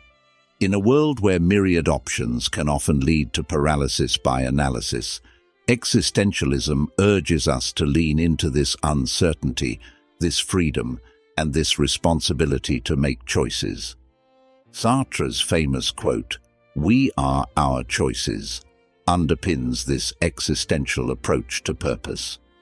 Rather than seeking an externally defined purpose, existentialism encourages us to forge our purpose through our actions, through the choices we make, and the responsibilities we take on. Imagine you're at a crossroads in your career. You have multiple paths you could take, each with its own set of potential rewards and challenges. Rather than looking outside for answers, existentialism would prompt you to introspect, to understand your true desires and values, and to choose a path aligned with those. Your purpose, then, is not something you find, but something you create through your decisions and actions. When it comes to fulfillment, existentialism offers a similarly empowering perspective. The existentialist emphasis on authenticity and engagement with life can lead to a deeper sense of fulfillment. Fulfillment, in this context, is not derived from meeting societal expectations or achieving conventional markers of success. Instead, it arises from living authentically, from choosing your path, from engaging deeply with your passions and interests, and from creating your personal meaning. For instance, you might find fulfillment in pursuing a hobby that brings you joy, even if it doesn't align with traditional notions of success or productivity. Or you might derive fulfillment from contributing to a cause you deeply care about, from building meaningful relationships, or from engaging in continuous learning and personal growth. Both Sartre and Camus assert that we create our life's meaning through our actions and attitudes. This perspective shifts the focus from external validation to internal authenticity. It reminds us that we are not passive spectators, but active participants in our lives. This shift can lead to profound personal growth and a more fulfilling life as we cease to be defined by external circumstances and begin to shape our existence based on our authentic selves. To bring this to life, imagine if you measured success not by how much money you make or how many followers you have on social media, but by how authentically you live, how passionate you are about your work, how deeply you engage with your interests, and how much you grow as an individual. This would lead to a much deeper sense of fulfillment, grounded in authenticity rather than external validation. Moreover, by confronting and embracing life's inherent absurdity, as proposed by Camus, we can also find fulfillment. We cease to view life's challenges, setbacks, and sufferings as interruptions to an otherwise smooth journey. Instead, we see them as integral parts of our existence, opportunities for growth and reaffirmation of our chosen path. In this context, a setback or failure is no longer a barrier to fulfillment, but a part of the journey itself. It's a chance to reevaluate, to learn, to grow, and to continue on our path with renewed determination and understanding. Existentialism provides us with a powerful lens through which to view our quest for purpose and fulfillment. It doesn't provide us with easy answers or predetermined paths. Instead, it arms us with the tools and perspectives needed to navigate the complexity of life, to make conscious choices, and to create our purpose and fulfillment. The relevance and impact of existentialism are as profound today as they were in the mid-20th century. The existential lens can provide clarity and direction in our increasingly complex and ambiguous world. The philosophies of Sartre and Camus invite us to reflect deeply on our lives, to question our assumptions, and to take active steps in creating our purpose and fulfillment. As we close this chapter, I encourage you, the viewer, to carry these insights with you, reflect on them, question them, discuss them, look at your life through the existential lens. Remember, your existence is not defined by external circumstances or pre-existing essences. You have the freedom to shape your existence, to create your meaning, to define your purpose, and to seek your fulfillment. In a world often brimming with uncertainty and chaos, the existential perspective serves as a reminder that we hold the pen that writes our life story. So, as we step out of the world of Sartre and Camus and back into our lives, let's do so with a renewed sense of agent authenticity and resolve to live deeply, meaningfully, and authentically. Have you ever felt overwhelmed by the fast-paced modern world? Have you sought a sense of tranquility amidst chaos or clarity in the face of uncertainty? What if I told you that there is a way of life, a path, that could give you the tools to handle life's challenges with balance and resilience? That path is Stoicism, an ancient philosophy that is just as relevant today as it was 2,000 years ago. Stoicism's timeless wisdom is still relevant today. To live a happy life, control your emotions, and deal with differences with grace and strength, Stoicism tells us to focus on what we can control and accept what we can't. Seneca, a famous Stoic philosopher from Rome who was born in 4 BC, was one of the most famous people to follow this way of thinking. Seneca was a philosopher, politician, playwright, and, at one point in his life, an advisor to the Emperor Nero. But his deep philosophical works are what we remember him most for, and what have affected generations of thinkers, leaders, and regular people alike. Of all of his philosophical writings, Letters from a Stoic is one of the most powerful. It's a collection of 124 letters that Seneca wrote to his friend Lucilius, in which he shared his thoughts, wisdom, and advice on a wide range of topics. A timeless guide to the art of living well, these letters are a rich tapestry of wisdom. They remind us of the value of virtue, the power of resilience in the face of adversity, and much more. These lessons from Seneca are not just theoretical musings. They are useful tips we can use in our daily lives.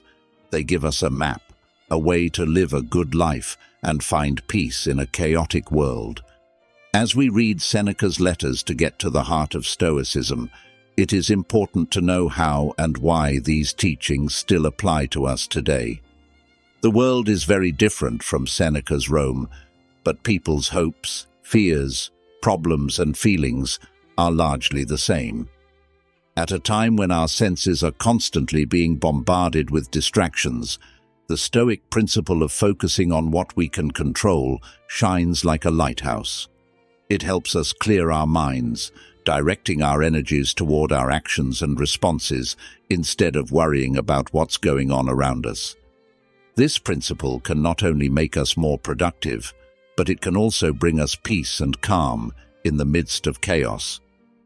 People today often think that success means having a lot of money and being popular, but Seneca's letters remind us that real wealth and happiness come from having virtue and wisdom. These teachings push us to rethink what success means and to strive for personal growth, moral living, and meaningful relationships, which will give us a deep and lasting sense of fulfillment. Also, Seneca's honest talk about life and death is refreshingly insightful in a world that avoids talking about death. His ideas encourage us to face and think about our own mortality, which helps us live more purposefully, enjoy each moment, and make the most of our short lives. It's also important to remember that Seneca taught us how to control our emotions, like anger, fear, anxiety, and sadness. His teachings on emotional resilience, self-discipline, and the power of rational thought can be very useful in our mental health. The lessons we're about to talk about aren't old philosophical ideas. They're useful, powerful, and deeply connected to our modern lives.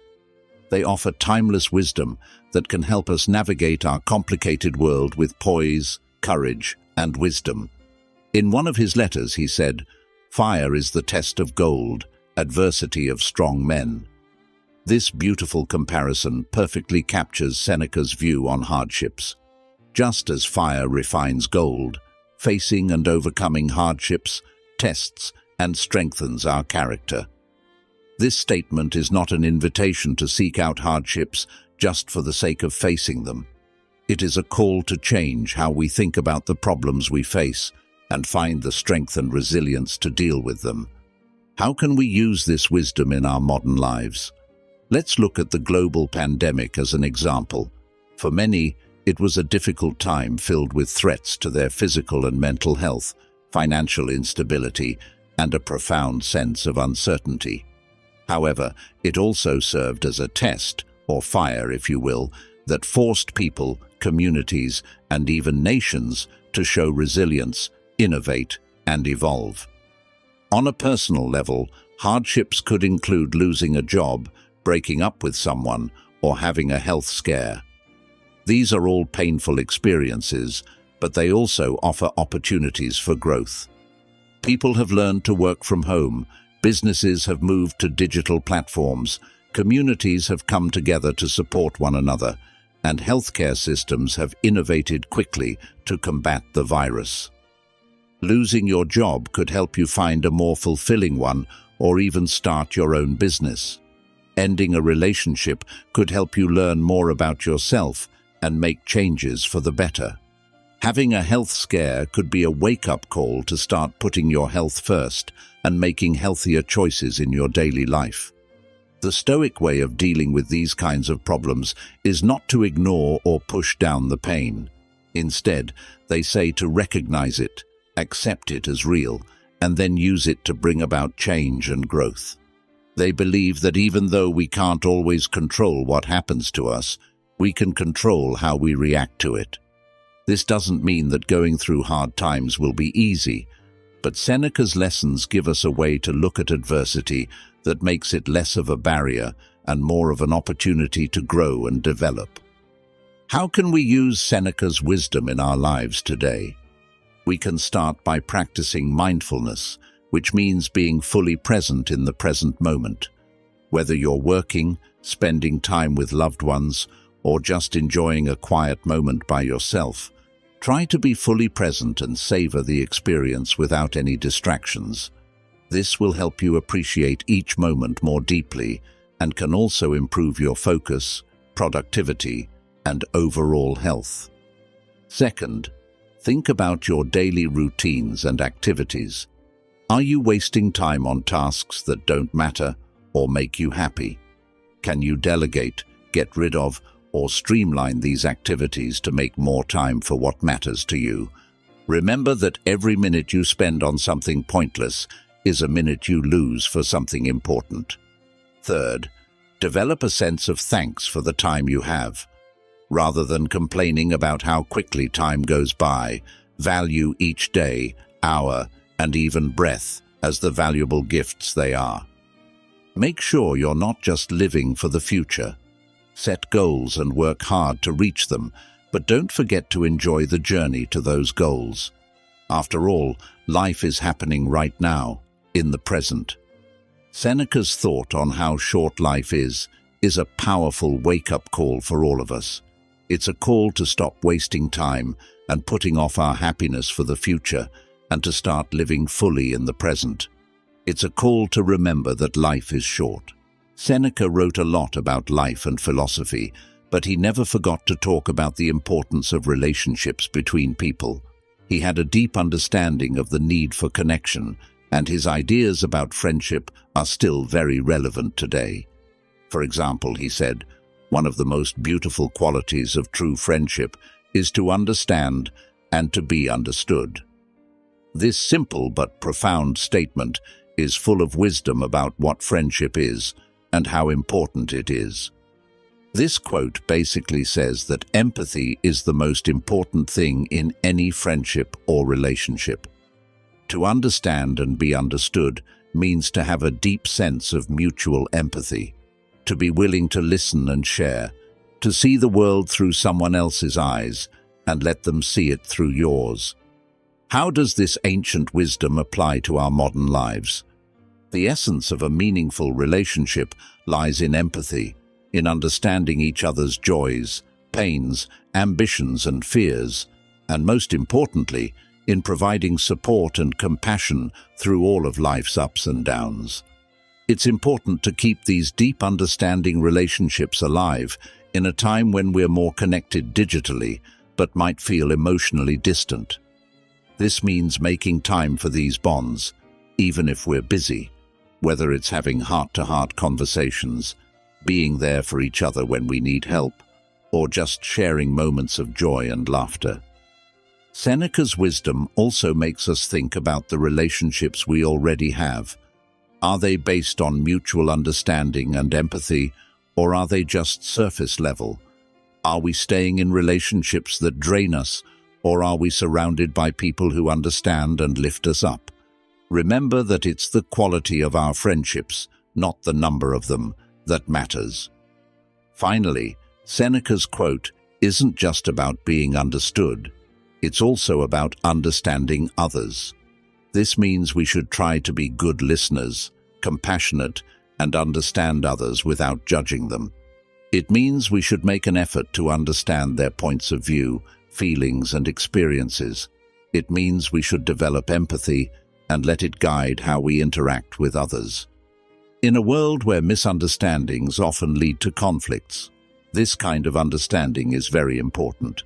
Seneca's wisdom serves as a reminder of the importance of understanding and being understood.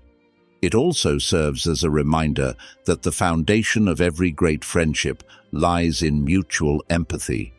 Seneca taught many things, including how to deal with emotions, especially anger. He wisely said, "There is no more stupefying thing than anger, nothing more bent on its own strength."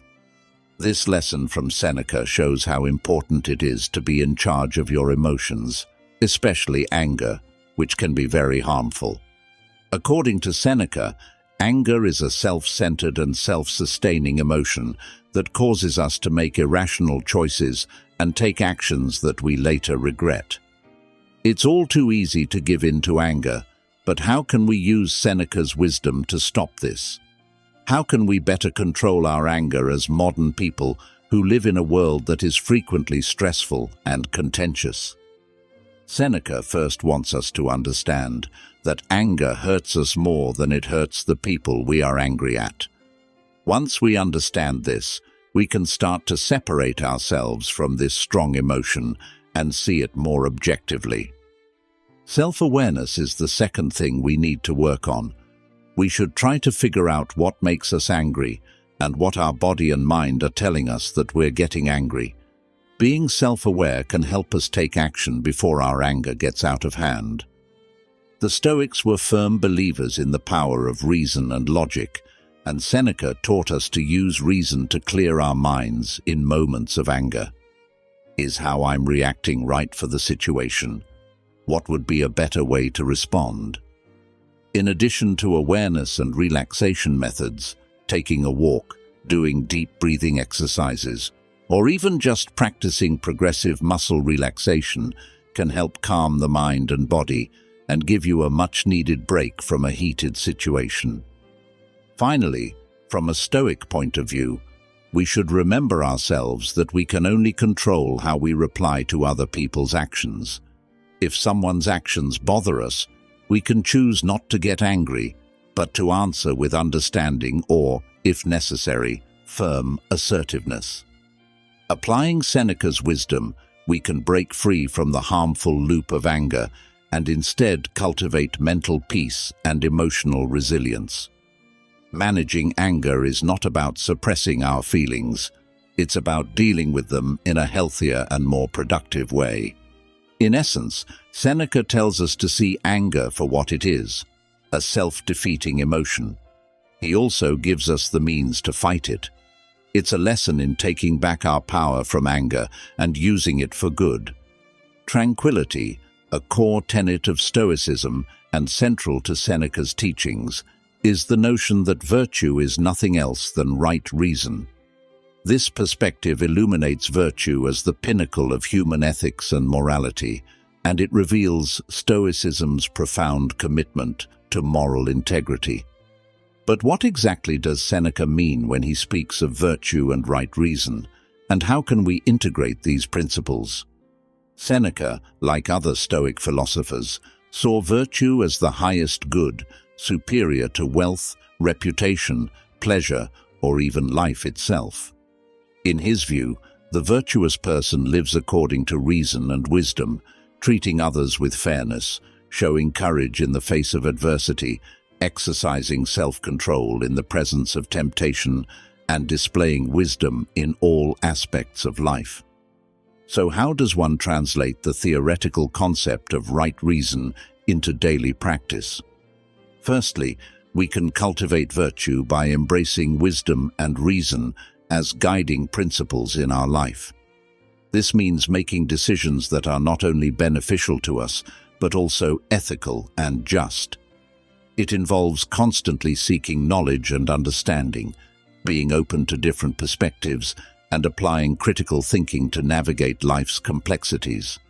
Secondly, Seneca encourages us to reflect on our actions and attitudes. Are they in line with the virtues we aspire to cultivate? Do we exhibit integrity even when no one is watching? Do we choose the right and just path, even when the wrong one might be more convenient or rewarding? Regular self-reflection can help us align our actions with our moral compass, ensuring that we are living in accordance with virtue. Furthermore, cultivating virtue involves practicing empathy and compassion. It requires us to recognize the inherent worth of every individual and to treat others with kindness and respect. It means standing up against injustice, lending a helping hand to those in need, and striving to contribute positively to our communities. Lastly, to live according to right reason, we need to nurture a sense of resilience and equanimity. Life will inevitably throw challenges our way, but a virtuous person faces these challenges with strength and calm, not allowing external circumstances to compromise their moral values. By integrating these principles into our daily lives, we can bring Seneca's teachings to life. We can live in accordance with virtue and right reason for a sense of fulfillment and peace that extends beyond transient pleasures or external achievements. Seneca's emphasis on virtue serves as a powerful reminder of the importance of moral integrity in a world often driven by materialistic pursuits. His teachings inspire us to prioritize virtue, to strive for moral excellence, and to live in harmony with our highest values as we navigate the complexities of modern life. Let Seneca's wisdom guide us toward a life of virtue, a life guided by right reason, and a life that, in its very essence, embodies the highest good. Seneca, though himself a wealthy man, was known for his untraditional views on wealth and happiness. Contrary to the common notion that equates wealth with happiness, Seneca saw virtue and wisdom as the true sources of happiness. He profoundly said, "No man is more unhappy than he who never faces adversity, for he is not permitted to prove himself." This statement, rich in meaning, invites us to rethink our perception of wealth, happiness, and the role adversity plays in our lives. At first glance, this quote might seem counterintuitive. After all, don't we all aspire to lead lives free from hardship and adversity? Yet, Seneca insists that a life untouched by adversity leaves us unhappy and unfulfilled. So what does he mean?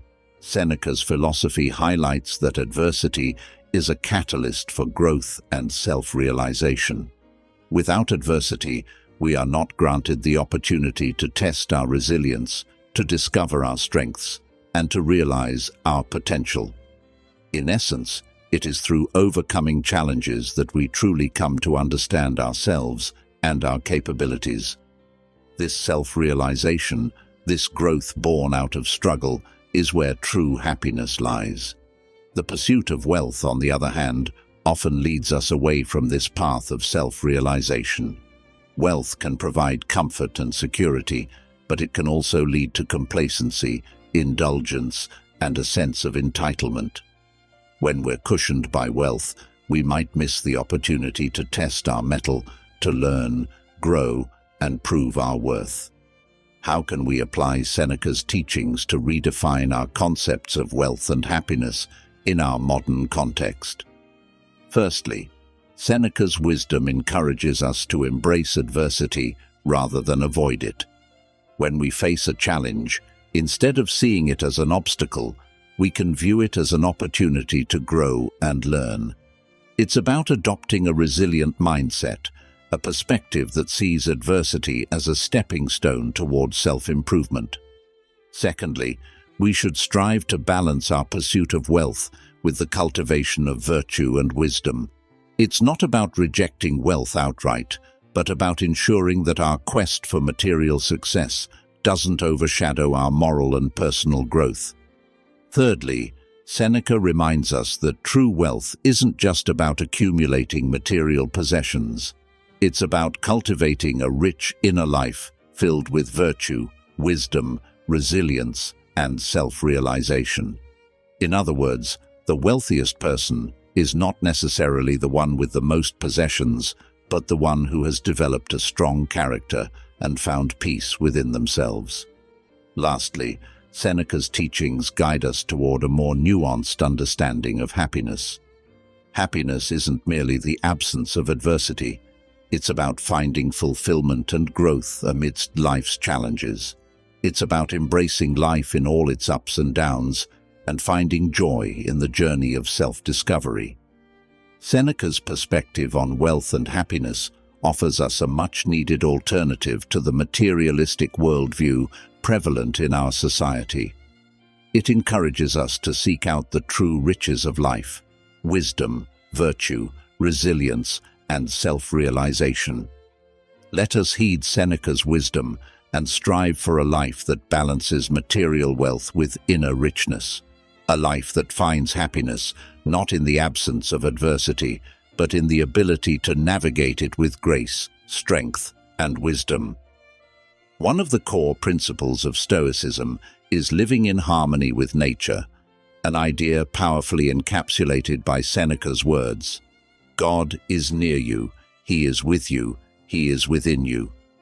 To fully understand the depth of this statement, we need to delve into Stoic philosophy's interpretation of God and nature. In Stoicism, God is often synonymous with nature or the universe, the rational principle that governs the world. Thus, Seneca's quote suggests that we carry within us a spark of the divine, the universal reason, or the logos. Therefore, living in harmony with nature means aligning ourselves with this inherent rationality and the world's natural laws. We must first recognize the inherent rationality within us as part of nature. We possess the capability of reason, a feature that distinguishes humans. This rationality allows us to discern, understand, and conform to the natural order of things. Therefore, living in harmony with nature involves using our reason to make thoughtful decisions, to differentiate between right and wrong, and to navigate life's challenges. Furthermore, Seneca's quote also prompts us to accept the natural order of the universe. Just like nature has its cycles of birth, growth, decay, and death, so do our lives embody these phases. By understanding and accepting this, we learn to navigate the ebb and flow of life, finding peace in the impermanence of things and appreciating the present moment. In addition, living in harmony with nature means recognizing our interconnectedness with others and the world at large. Just as the elements in nature coexist in a delicate balance, we are part of a broader community of fellow humans, other creatures, and the environment. Therefore, living in accordance with nature requires fostering healthy relationships, contributing positively to our communities, and treating our environment with respect. Lastly, Seneca's words remind us of the divine presence within us, the essence of our true nature. By aligning our actions with our rational nature and universal principles, we honor this inner divinity, leading a life of integrity, virtue, and inner peace. In essence, Seneca's teachings on living in harmony with nature offer a blueprint for a fulfilling life. It encourages us to embrace our rationality, to accept life's natural rhythms, and to acknowledge our interconnectedness with the universe. As we strive to live in accordance with these principles, we draw closer to our truest selves, leading lives of greater wisdom, virtue, and inner harmony. In his writings, Seneca often talked about how important self-discipline is for living a good life. One of his most famous quotes, "It is not the man who has too little, but the man who craves more, that is poor," sums up this idea beautifully. To begin, it's important to understand what Seneca means by craving more. This word refers to unchecked wants and needs, like an insatiable need for more money, power, or pleasure. The lack of self-discipline and lack of contentment makes us always seeking the next source of pleasure. Mastering self-discipline, then, means controlling these cravings. It means developing a sense of contentment, learning to value what we have, and managing our wants in a way that is in line with virtue and reason. Being self-aware and reflecting on our reasons for wanting things helps us figure out when our cravings are taking over. Once we know what our wants are, we need to think about whether they make sense and are in line with our values and ideas about what is important in life, or whether they are just making us want more. This review process shouldn't be seen as a one-time thing, but as something that we should do all the time. It's about constantly thinking about our wants, judging how realistic they are, and changing how we act based on that. It's a way of constantly looking at ourselves and making ourselves better. Last but not least, we need to do something to control our cravings. This could mean setting limits, making healthy habits, and getting help when we need it. The goal is to live a life that is not controlled by cravings, but by reason and virtue. The wisdom of Seneca on self-discipline serves as a powerful reminder that true wealth lies not in having more, but in desiring less. It is about finding contentment in what we have and mastering our desires through self-discipline.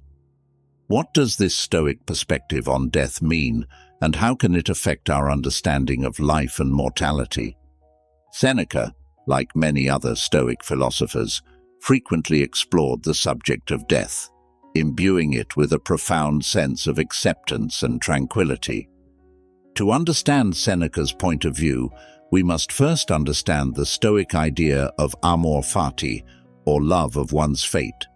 Stoics teach us to accept and embrace all parts of life, including its end.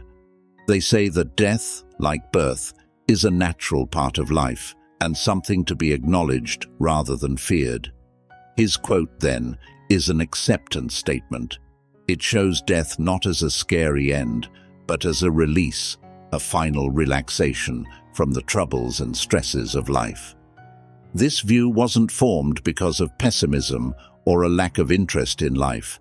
Instead, it comes from a deep understanding that all parts of life, including pain and suffering, are temporary, and death is the natural end to these experiences.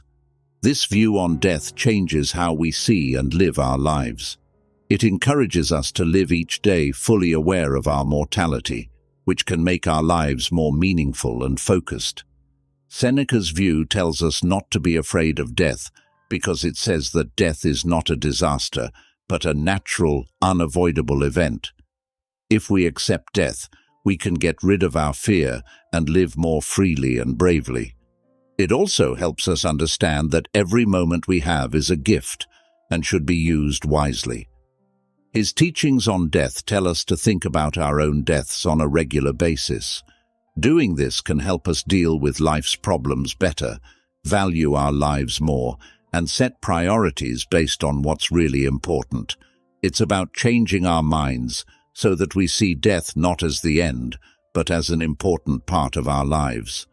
Let us approach life with an acceptance of death, not with fear, but with understanding, not with avoidance, but with awareness, so that we can free ourselves from the fear of death and live life more fully, courageously, and meaningfully. Seneca's views on death challenge the common narrative that portrays death as the ultimate enemy. Instead, they invite us to see death as a natural part of life's journey, a final release from life's challenges, and a return to the tranquility that existed before birth. Seneca's words give us peace and a new way of looking at things. They tell us that we can face death, the end of our lives, with the same calm acceptance and understanding that we use to face life. There are more things, Lucilius, likely to frighten us than there are to crush us. We suffer more often in imagination than in reality, according to Seneca's timeless wisdom. This is especially true in today's uncertain world. Before we can get into this lesson, we need to realize that fear and anxiety live in our thoughts and aren't always related to the present. When we worry, we're usually thinking about what might happen in the future or feeling bad about things we did in the past, neither of which we can change in the present. This thinking about the past or the future is what makes us anxious and afraid, according to Seneca. Next, Seneca tells us to tell the difference between what we can control and what we can't. This is an important part of Stoic philosophy. When we realize that many things we worry about are out of our hands, like most of the things that might happen in the future, we can start to let go of our anxiety and focus our energy on things we can change. Mindfulness and being aware of the present moment are powerful tools that can help you. When we are fully present, we ground ourselves in reality and are less likely to project our fears into an imagined future or dwell on regrets from the past. Mindfulness lets us see things as they are, not as we fear they might be. Additionally, logical thinking can help us deal with fear and anxiety. Seneca and the Stoics both say that we should use reason to question our fears. Are they logical? Are they based in reality, or are they just made up in our minds? When we question our fears and worries, we often find that they are based on unlikely scenarios or overblown outcomes. Acceptance is also very important. In this case, acceptance means recognizing our fears and anxieties without judging them, and then letting them exist without letting them control our actions and decisions. It means realizing that these feelings are normal human responses, but don't define us or our reality. Seneca's advice essentially encourages us to look at our worries and fears with a logical and present-focused mindset. He tells us that our worries often come from dwelling on the past or the future, and that the power to get rid of them lies in the present. With this wisdom in mind, let's try to stay present, think logically, and accept without judgment as we make our way through life. These are the best ways to get over fear and anxiety. A beautiful quote by Seneca says, "We must go for walks outside so that the mind can be strengthened and invigorated by a clear sky and plenty of fresh air." This idea of traveling as a cure for the soul may sound like a modern self-help tip, but it comes from ancient Stoic philosophy. Seneca told us to go outside and take walks, but what did he mean by this? How can we apply this to our lives? At its core, Seneca's advice is to leave our routines and familiar places and open ourselves up to new experiences, scenes, and points of view. Seneca thought that travel wasn't about luxury or escape. It was about personal growth, self-reflection, and mental renewal. It's important to note that Seneca wasn't just talking about physical travel, that is, getting from one place to another on foot or some other way. He was also talking about the journey we take inside ourselves when we leave our comfort zone, the insights and clarity we gain when we give our minds a break. Applying this lesson practically, we can try to change our environment on a regular basis, whether it's by going for a walk in the park, a hike in the woods, or a trip to a different city or country. These activities give us the clear sky and fresh air that Seneca talks about, which helps our minds grow, relax, and open up new vistas. Moving isn't the only thing that matters, though. Being fully present and involved during these trips is also important. That way, we can fully absorb the surroundings and experiences and let them shape our thoughts and ideas. Traveling in this way also makes us think about ourselves. When we meet new people, see new places, or experience new cultures, we often find hidden parts of ourselves that we don't see in our daily lives.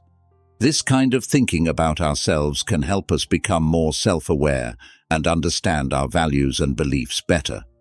Also, in today's busy world, our minds are often full of information and other things that confuse us. Getting away from these things by going to a different place can give our minds a much-needed break and give us space to think more clearly and artistically. Seneca's advice on travel is a reminder that we need to take mental and physical breaks from our daily lives. It stresses that these breaks, these travels, are good for our souls and minds and should be done. It's a call to go outside, not just to see what's around us, but also to start an inner journey of self-discovery, growth, and clarity. So let's take his advice and look for clear skies and fresh air. Let's travel not just as a way to get from one place to another, but as a way to heal our souls, learn more about ourselves, and get our minds stronger and more alert. By reading Seneca's Letters from a Stoic, we've found deep wisdom from one of the most important Stoic philosophers. We've looked at 11 key lessons from his timeless collection of letters, and each one has helped us learn more about life, relationships, virtue, and our own minds. We began our journey navigating through life's hardships, understanding that adversity is not a cruel impediment, but a tool for self-discovery and a catalyst for personal growth. The lessons we've explored are not only relevant, but incredibly practical, touching on areas of life that we all deal with on a daily basis. We looked into how time changes quickly and learned from Seneca's urgent call to embrace the present. This lesson reminds us to value the now, the moment we have full control over. Next, we looked into the complex parts of friendships and relationships and found that understanding and being understood is at the heart of a true bond. We looked at Seneca's guide to peace of mind and his teachings on anger management, emphasizing how anger can make us feel helpless and how important it is to keep our emotions in check. This idea is at the heart of Seneca's ethics and the ethics of all Stoics. To understand that adversity is a necessary part of personal growth, we looked into Seneca's ideas about wealth and happiness. Next, we talked about living in harmony with nature, which is a central idea in Stoic thought and means understanding the flow of life. We talked about how important it is to be self-disciplined and in charge of your wants, based on the wisdom that wanting more is what makes you poor. We also looked at Seneca's ideas on death, which are often met with fear and uncertainty, and found a sense of peace and acceptance in them. We looked at fear and anxiety with a critical eye, cutting them up with the scalpel of rational thought and present-moment awareness. Finally, we let Seneca's ideas about travel wander through our minds, realizing that travel is a journey of the soul that refreshes the mind and opens up new perspectives. These lessons, which come from the depth of Stoicism, give us a way to find our way through life's many challenges. But these insights and knowledge will only help us if we use them in our daily lives. Reading and understanding them are only the first steps. The real journey starts when we let them guide our actions, decisions, and points of view. Let's try to apply the essence of Stoicism in our daily lives, cultivating virtue, accepting what is beyond our control, and navigating life's ups and downs with wisdom and resilience. The wisdom from Letters from a Stoic is not a prescription, but a guide, inviting us to look at life through the lens of Stoicism, enabling us to live lives of purpose, tranquility, and profound understanding. Each day offers us the chance to put these lessons into practice, and it is through these small daily actions that we truly honor Seneca's legacy and enrich our own lives in the process.